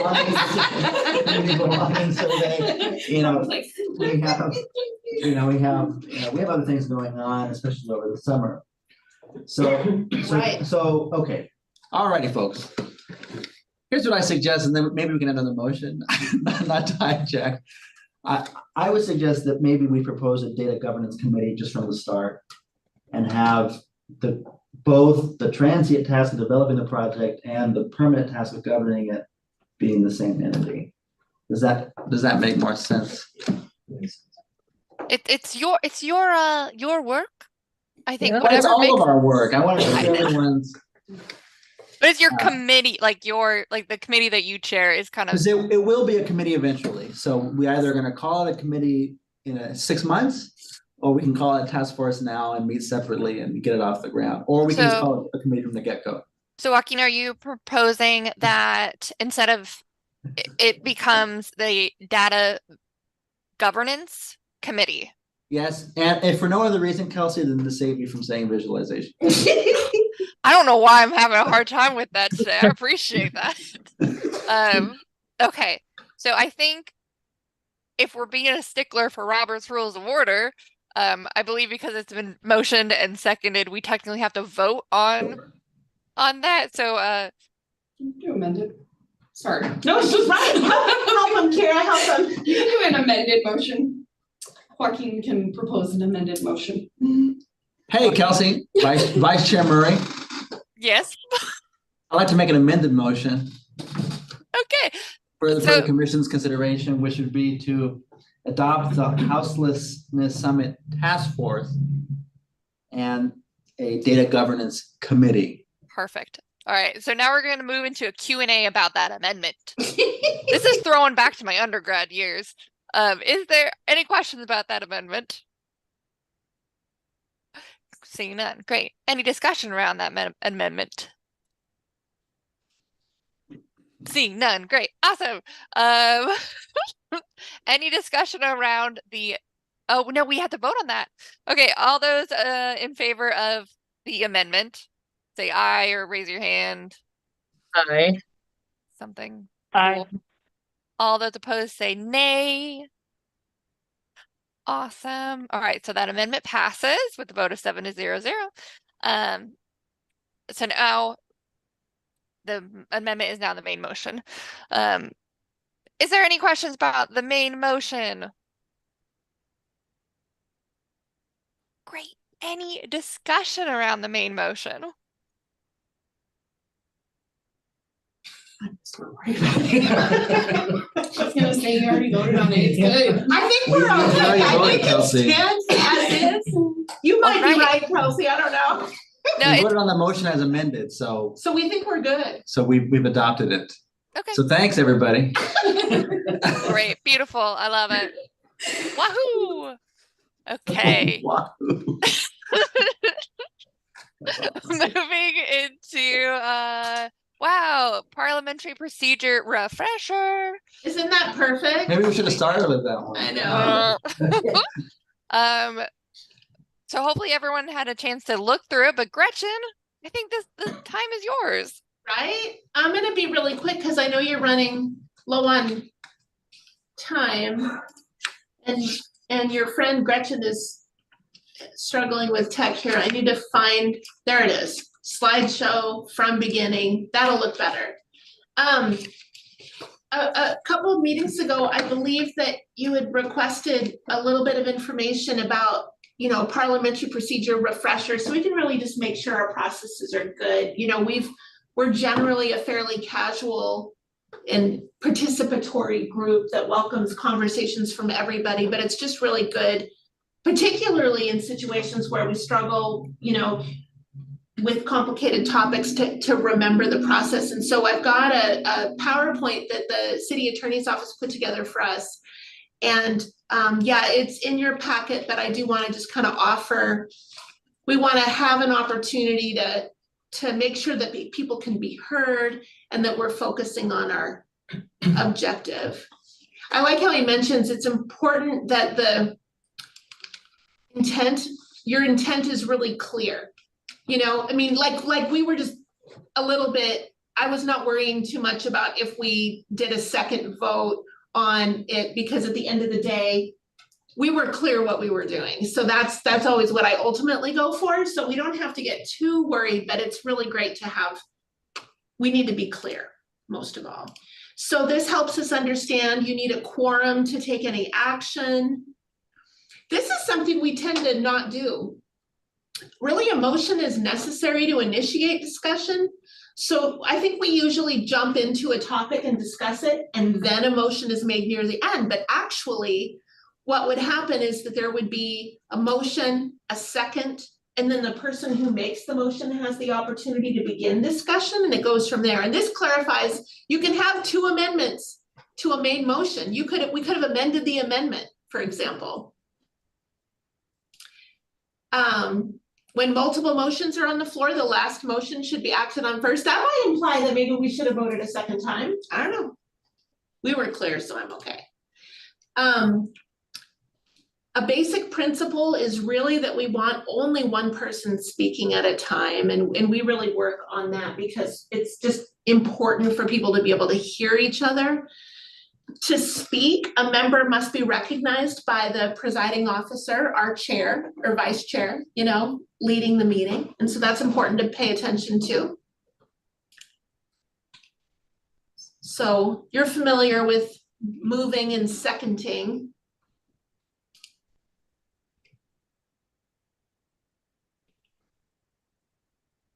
So this kind of explains how that lays out.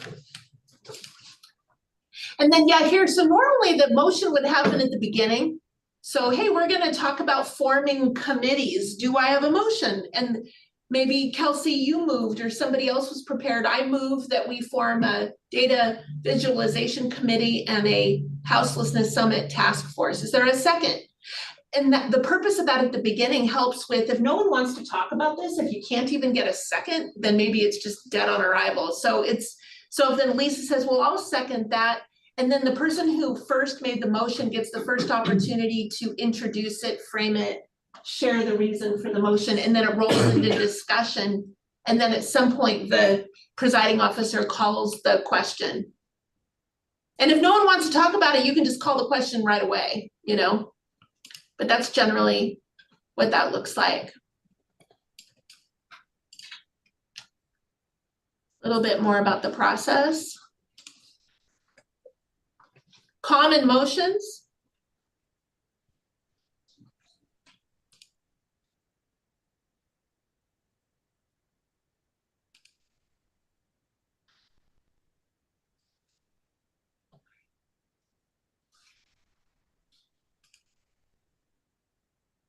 Friendly amendments. That might relate to what you were just talking about.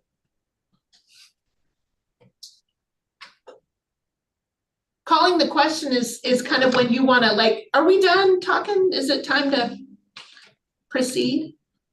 And there's a couple of extra FAQs, what links, if anybody is interested in more information. These are good resources. But that was a really quick walkthrough, and I know you've also got it in your packet.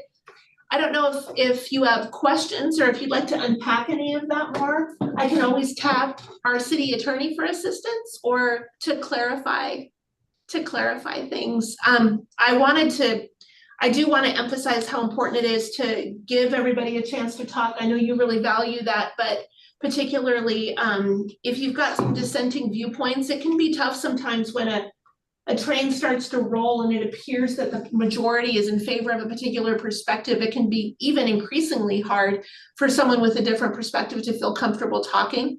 So these processes kind of help with some structure in order to ensure that, or to at least assist a person with speaking that may not be comfortable. But I wonder if we've talked about what you're interested in, or if there's questions or any comments anybody would like to have. I can turn it back over to you, Kelsey. I think Lisa has something. Yeah, no, I don't really have any comments or anything. It's just a perspective. So, coming from Oregon City, where I was on commissions and boards, we were very, very formal. And I was thinking about the motion that I had made just a little while ago, and then going through the presentation that Gretchen just showed. I'm kind of curious if I should have withdrew my first motion. So I think there's differences. So I think in Oregon City, it would have been a requirement. The commission would have wanted me to withdraw, and then we create an entirely new motion. So it's just sort of interesting, the different how different boards and commissions can work. So just a comment. I might add to that, Lisa, even commissions within Salem, that's the case. I think other boards or commissions have that. And I also have experienced our own Human Rights Commission being different. When I first began as the liaison 11 years ago, the chair was very committed to the process of Robert's rules and followed it very formally. And other chairs have had a more informal style. I would say it's been more informal quite a few years now. So I think it's also just the style of the group at the time too. Yeah. Just different people. Yeah. Mm-hmm. But we always have it in our back pocket. If anyone is wanting it to be more formal as a matter of course, or needing it to be in a chaotic meeting, it's really important, I think, that we have it in our pocket. Great. At minimum. And some may want it to be more formal always. That's great. Kelsey, this is Kathy. I'm sorry, I don't have the ability to raise my hand. Can I? You're good. Yeah, let Kathy. me know when it's okay. Yeah. I think I don't know. I raised this. There was a few meetings ago where there was a discussion of consolidating the two, what are now committees, the LGBTQIA plus intersectional race what was the task force, and the community engagement. And to me, that's when kind of the process became more important, because I remember some people were like, well, wait, I thought I made a motion, and we were not using the consistent terminology. So I'm one who I don't want to think that we should be this formal at every meeting and every discussion. I mean, I like the fact that we can just have conversations without being too formal, but I think there are times when it's important to maybe revert back to the process if there's ever any confusion or dissenting views. So I don't know that I guess I'm hoping there's kind of an in-between where we can still continue to have informal conversations without requiring everything to be on a motion. But then when it becomes clear that we need to be a little bit more formal, then kind of, I don't know, go to that process. That's kind of my thought on it, at least. Yeah, what we could do is the chair kind of goes through the motions, and then maybe at any point, if a commissioner feels like we need to be a little bit more formal, maybe that's a moment to do a point of order, or to enforce Robert's rules rather than Bobby's rules. I think maybe go with that. Kathy, was that anything else you wanted to say before we move to Laura? No, I think you summed up what I was thinking. You know, just have it be like in our back pocket. Like if we need it, then any one of us can say, hey, you know, I think we need to revert back to the formal process to make sure we're doing things correctly. Okay, perfect. Laura. Yeah, I'm in agreement with that. I was thinking of at least the first meeting when we were embarking on the resolution with all of the folks that wanted to speak. And I feel like some of the public feedback that we got was that the purpose of the meeting seemed unclear. And so I think that that's definitely something that we can take away from that, and using having this in our back pocket for times like this, for that, when it can become very chaotic, and we just want to ensure that, you know, everyone is heard and respected, but also that our process is respected. I think that would be, it's definitely a good thing to remember and to use. Yeah, absolutely. Yeah, that was a chaotic time. And it didn't help that I was remote and trying to chair it. It was a lot. Any other questions or comments about the parliamentary procedure refresher? Okay. Great. So it kind of sounds like us as a group, we want to be like a casual, like Bobby's rules. And then like if we feel like it's getting a little too casual, we can do a point of order to enforce parliamentary procedure. Okay. Great. I don't think we need to vote on that. So let's move into committee project and updates. Joaquin, do you have any updates about the Community Engagement Committee? Sure. Thank you, Kelsey. I don't, not really. We gave up our time this month to facilitate the conversation around the resolution. And so I guess I could use this opportunity just to acknowledge that this last month has been a lot for this commission, and I know that a lot of commissioners have expressed kind of just how challenging and weighty it's been. So I wanted to thank you all for your integrity and compassion and dedication, and the intention with which that you approach these conversations. And you know, for those that stuck around after the resolution or after the language was adopted, can attest to the fact that I think we actually ended up in an okay place. I was talking to a lot of community members and from many different perspectives who felt that at least there was, that we had arrived somewhere, and that somewhere allowed for a path forward for a lot of folks. And so I'm grateful that we can have that time to dedicate it to an issue as important as that one. So in terms of more topical updates, you know, because we haven't met, some things have been on pause, including the hereto known as the Data Governance Committee's work around the data visualization project, as well as the work that we kind of had started in earnest around going out into the community and engaging with business owners and the like downtown, A lot of that groundwork has been laid, including the language that would guide conversations when we go out in person. And so I would invite folks to come to our next meeting, and there's no real reason why, now that the weather's good, especially, why we can't really go out and do that now. Lastly, I would say, because our last general meeting was unusual as it was, there wasn't an opportunity to kind of really formally say that the community belonging survey is live now. And Marianne came to the community engagement committee last time it was held, which was a month and a half ago now, or more now, to kind of finalize some details. There were some details to be finalized around language. There were certain translation hiccups, but at least one of They're all four out. all four of our language, versions, English, Spanish, Chuukese and Marshallese, are out into the community now, and that survey closes on the 15th.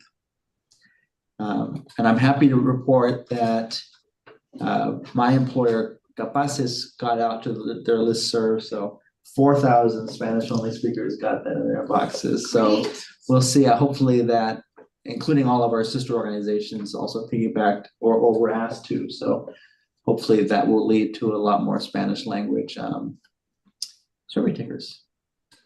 So come if you're interested in things like our campaign project that we're doing out in the community, or data visualization. I guess that's another committee now, but either one of those things we welcome you to be part of those conversations. And for those who are new or want a reminder, when the community belonging survey closes, there'll be a kind of a latency period where Professor Bradshaw and her graduate students at Western Oregon will go through the data and compile it and analyze it, prepare a presentation. That presentation happens in this forum at the General Commission. And then typically there is a presentation to council. There's been a couple cycles of this now. There was one cycle where that happened kind of the next month. And there was the most recent cycle, it happened in like September or October or something like that.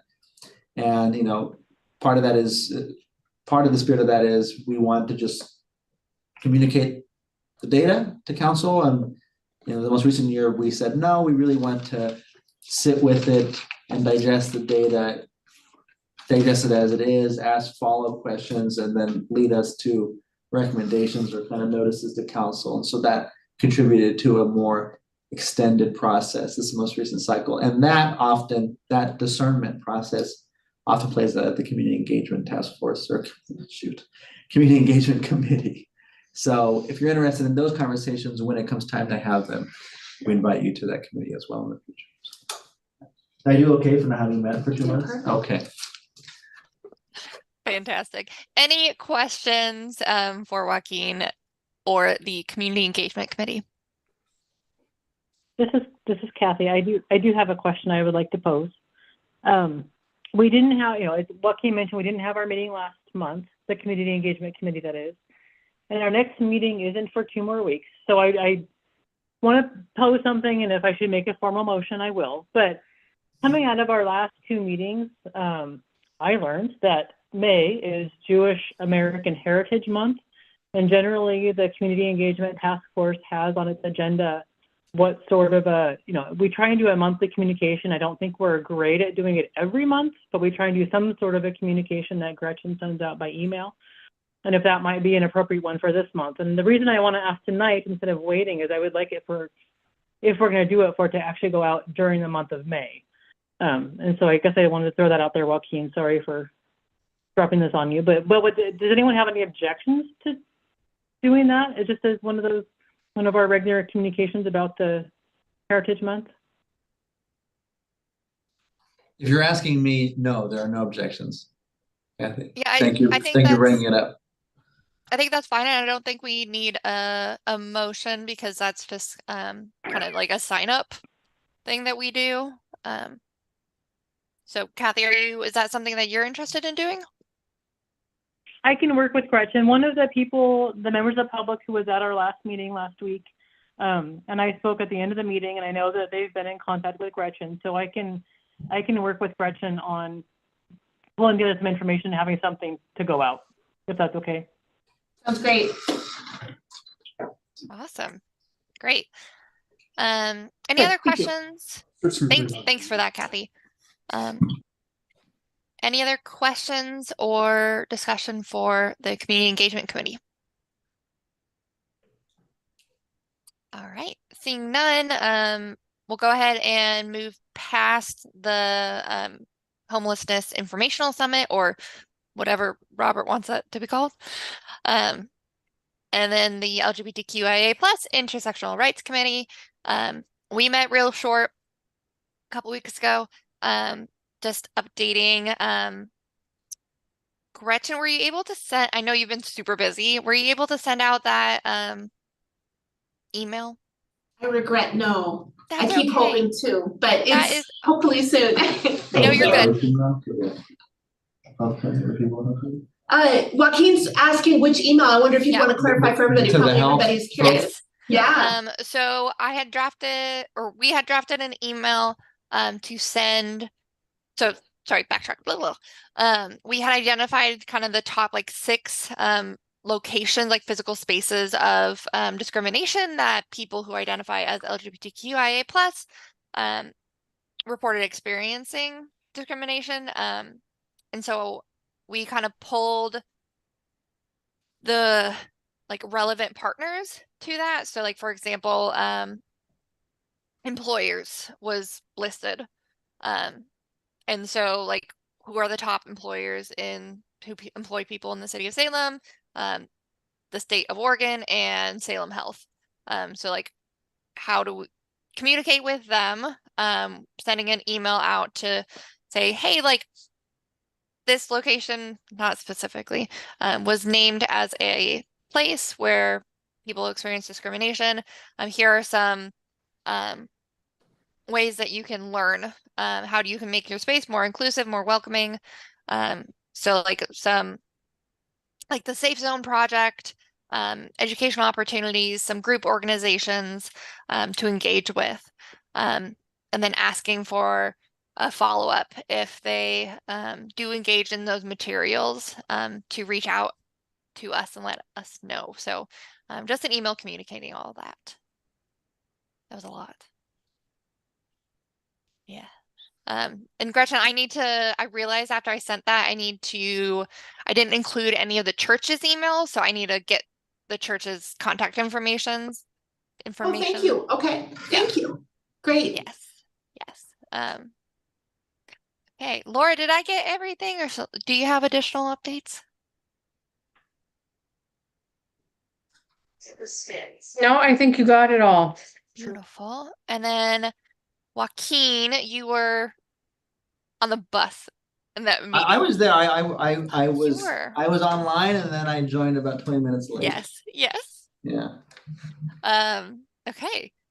Any other questions or discussion around that? Okay, beautiful. Equity Ask and staff updates. Gretchen. I brought 4 items. One is Counselor Nishioka wrote to me, Gretchen, please thank the Human Rights Commission for their work on crafting the Gaza resolution. I sincerely appreciate their careful consideration for all faiths and political perspectives. So I wanted you to be aware of that. Also, 2 questions were handed to me related to the document. So yesterday morning, I sent out what I had understood to be the cover letter and the resolution as approved by the group on May 1st.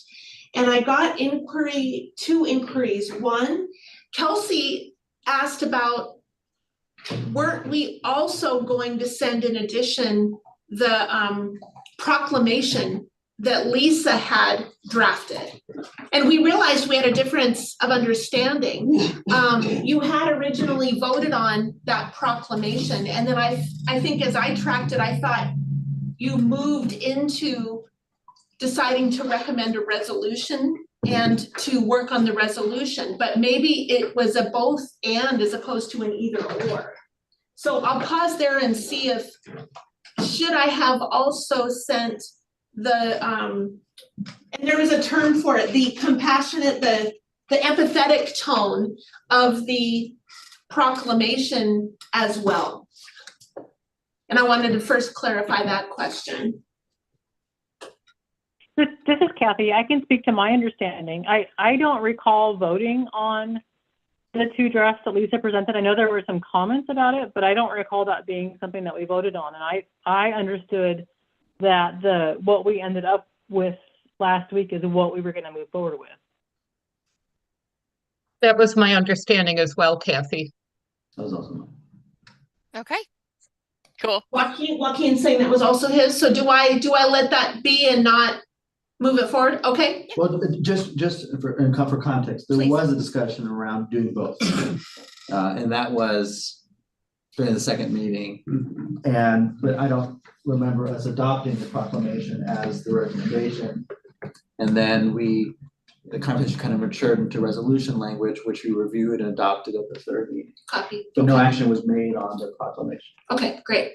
Okay, cool. Second point of clarification, I think I misunderstood a text from Joaquin and thought that the draft in my email at the time was the updated language. And Kathy let me know, and you know, there was a different way of phrasing the last sentence in the cover letter that relates to wanting to make sure we communicated with the mayor and council of some people feeling fear that a statement would be passed. And so you all probably saw the email I sent that shows the sentence that was in there, but there was a different way of phrasing that Kathy had connected, I think, with you about. Yeah. So, and I had the first, I'm not sure if I had the right sentence. And so I think my question would be, so I've sent it out to mayor, council, some staff, and some community members who've requested it. I can easily retrace my steps and amend it and resend it to everybody if you all would like, or if you feel satisfied with the sentence as written, there may be other ways of communicating that more strongly if you wish. Well, okay, so yeah. So there are two, I have two comments around the cover letter. And I also want to acknowledge that Gretchen has been out of the office for a lot of this week, and so there definitely were missed emails, but I had checked in with Kathy about making sure that the language that the final sentence in that second or third paragraph, whatever it is, was born out of comments that Kathy had made at the end of our third and final session. And I had drafted the language that I had shared with you and with Kelsey and Hamadi, with the understanding that I was waiting to hear back from Kathy on her feedback. And she did provide feedback. Right. And that feedback I included as amended in an email, not in a PDF. That's correct, but I got it after I'd sent it out. Sure, that may be. And so I'm wondering if I should amend it. And in that email, there was another question that I had, which was in addition to Kathy's language, was at the very beginning of the third meeting, the commission received a packet from a petition process that had been going on. And it was handed to me, and it had many comments, like upwards of 200 comments from the public that were written, and people's names had been signed and stuff on the petition process. And it was handed to the commission at the beginning of the process. And I just I felt obliged to at least acknowledge, if anything else, then at least in page count or number of people who gave input or who quote unquote attended. I wanted that to be captured and reflected somehow in the cover letter in a way that it hadn't been with the cover letter draft that I had given you. And I apologize because I think I should have been clear that was not a final version of that cover letter.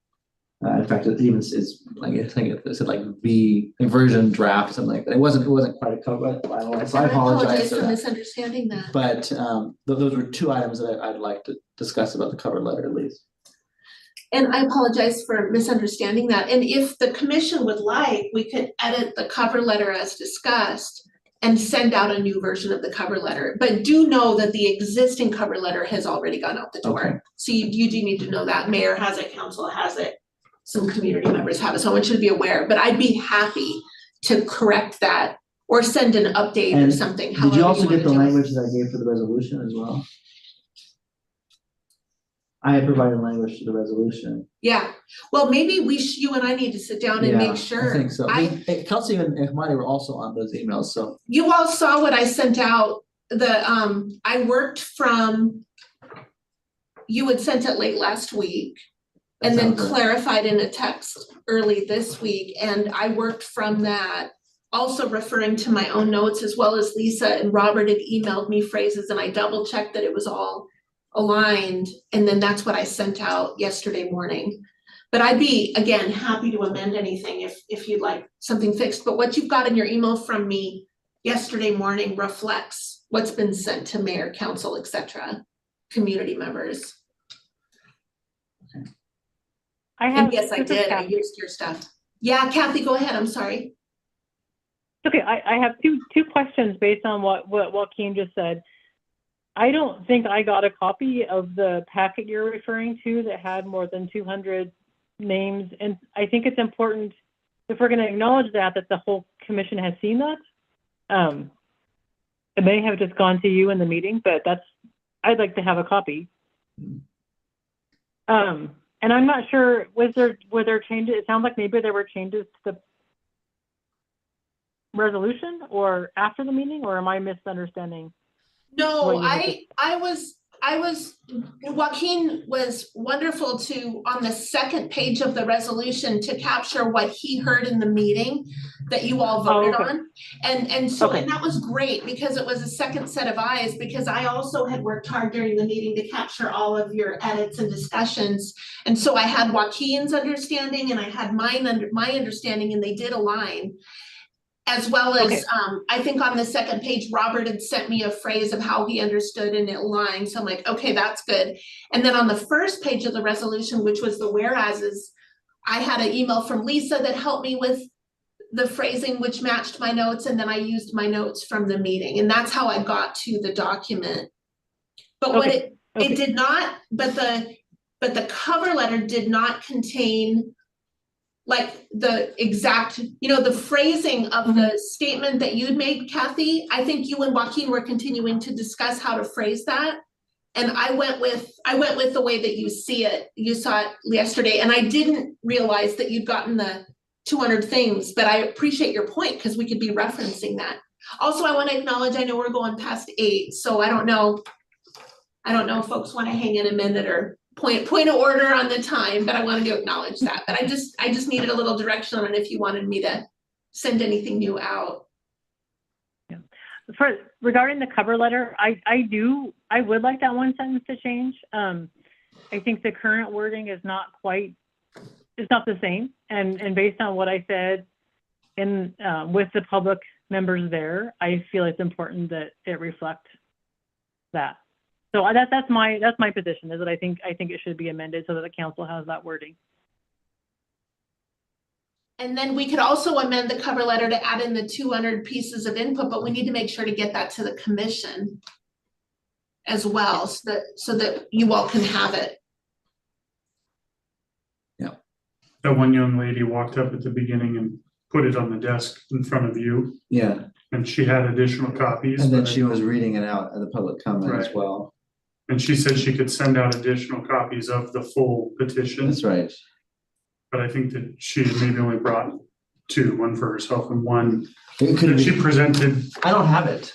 Okay. So at the end of I didn't take it home with me. I didn't see it. So I went to go look for it when I was writing Gretchen last week about it, and I couldn't find it in my paperwork. In the interest of time, let me make a staff recommendation. What if I amend the cover letter in 2 ways? One is to include Kathy's phrasing of that last sentence, because Kathy had initiated the thing, and it does align with how you all discussed it in the meeting. And number two, reference that the commission at their last meeting was informed of a petition with pieces of input from over 200 people, a few of which were referenced in public comment. And so we know that many people also engaged in the process, but not say that you got it and were able to read it. Right. But then meanwhile, I can track down I think I know the young lady you're talking about, and I could retrieve that for you and get it to you. But I'd phrase it in the cover letter kind of more as it happened. And then I can turn that edit around more quickly. Well, especially because the petition to me somehow feels different from the other process. Sure. Yeah, that's good. I think that's totally appropriate. Okay. And that language is in your email. Oh, it is in my email, but not from last week. Well, you and I. That's okay. We'll talk about it. But okay. So with that, does that sound okay as a way to proceed? I'll make those edits and follow my pathway and try to catch everybody I sent it to. Okay. Do we Great. need to make a motion or anything? I don't think so. Okay. It feels like it is just a more accurate honoring of the motion you made on May 1st. Okay. Perfect. So I'm comfortable with it. Okay. Great. And then it's still you, Gretchen. Oh, I think I'll append the last item to the next meeting. It's not time sensitive and you're out of time. Okay, great. Great. Hope, do you want to talk real quick about the community calendar? I can either do that or we can pass on that since you all have it in your emails. Read it. Okay. Alrighty. Do stuff. Cool. All right. So March 8th through May 31st, the Willamette Heritage Center is presenting the Carolyn B. Shelton, the nation's first female governor, a virtual exhibit that you can explore as part of the Capitol History Gateway program. It's exploring her experience and the ways in which Oregon's unique system of government provided politicians an opportunity to make a statement about women's suffrage and national and international stage. And then May 11th, the African Student Association is excited to announce their upcoming event, Afro Gala, May 11th from 4 to 8 p.m. at the Oregon State University Memorial Union Ballroom with the location there. The event will showcase various aspects of African culture, including traditional music and dance performances, an African fashion show, and a flavorful journey through African cuisine. Then June 22nd from 10 a.m. to 12 p.m., the Salem Leadership Foundation is celebrating Super Saturday in the West Salem neighborhood. There will be games, crafts, resources, community information, and fun for everyone. The location is the parking lot of Kingwood Bible Church with the directions there. And then World Beat will be at Riverfront Park from June 29th and 30th to celebrate the cultures of the world with performances, dancing, music, food, and fun for all. And that is all I got for right now. Awesome. Thank you, Hope. Member remarks and announcements.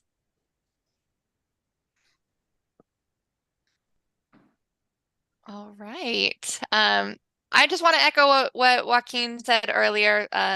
We've been meeting a lot. A lot of time has been spent specifically on the issue of the resolution and that language. So I really appreciate everyone taking their time both in and out of the meetings. I know a couple people drafted statements or worked together to do those things. So I'm really appreciative of that, and to each and every one of you. So that being said, it doesn't look like anyone else has any announcements or remarks. So I hope everyone has a great evening. Oh, Gretchen. Joaquin's right. I missed it. It was in there from last Thursday. You win. Congratulations. I win it. I didn't realize it was. She was ready to prove you wrong. I was trying. I didn't see it. There it is. I apologize. Kathy, would you stay after the meeting, please, when this ends? Me? Yes. Yeah. Thank you. Sure. Wait a second. Isn't that what I did? No, The blue. That's not what I wrote. Okay. Sorry, everybody. All right. Well, we'll get it figured out. All right. Well, I hope everyone has a good evening.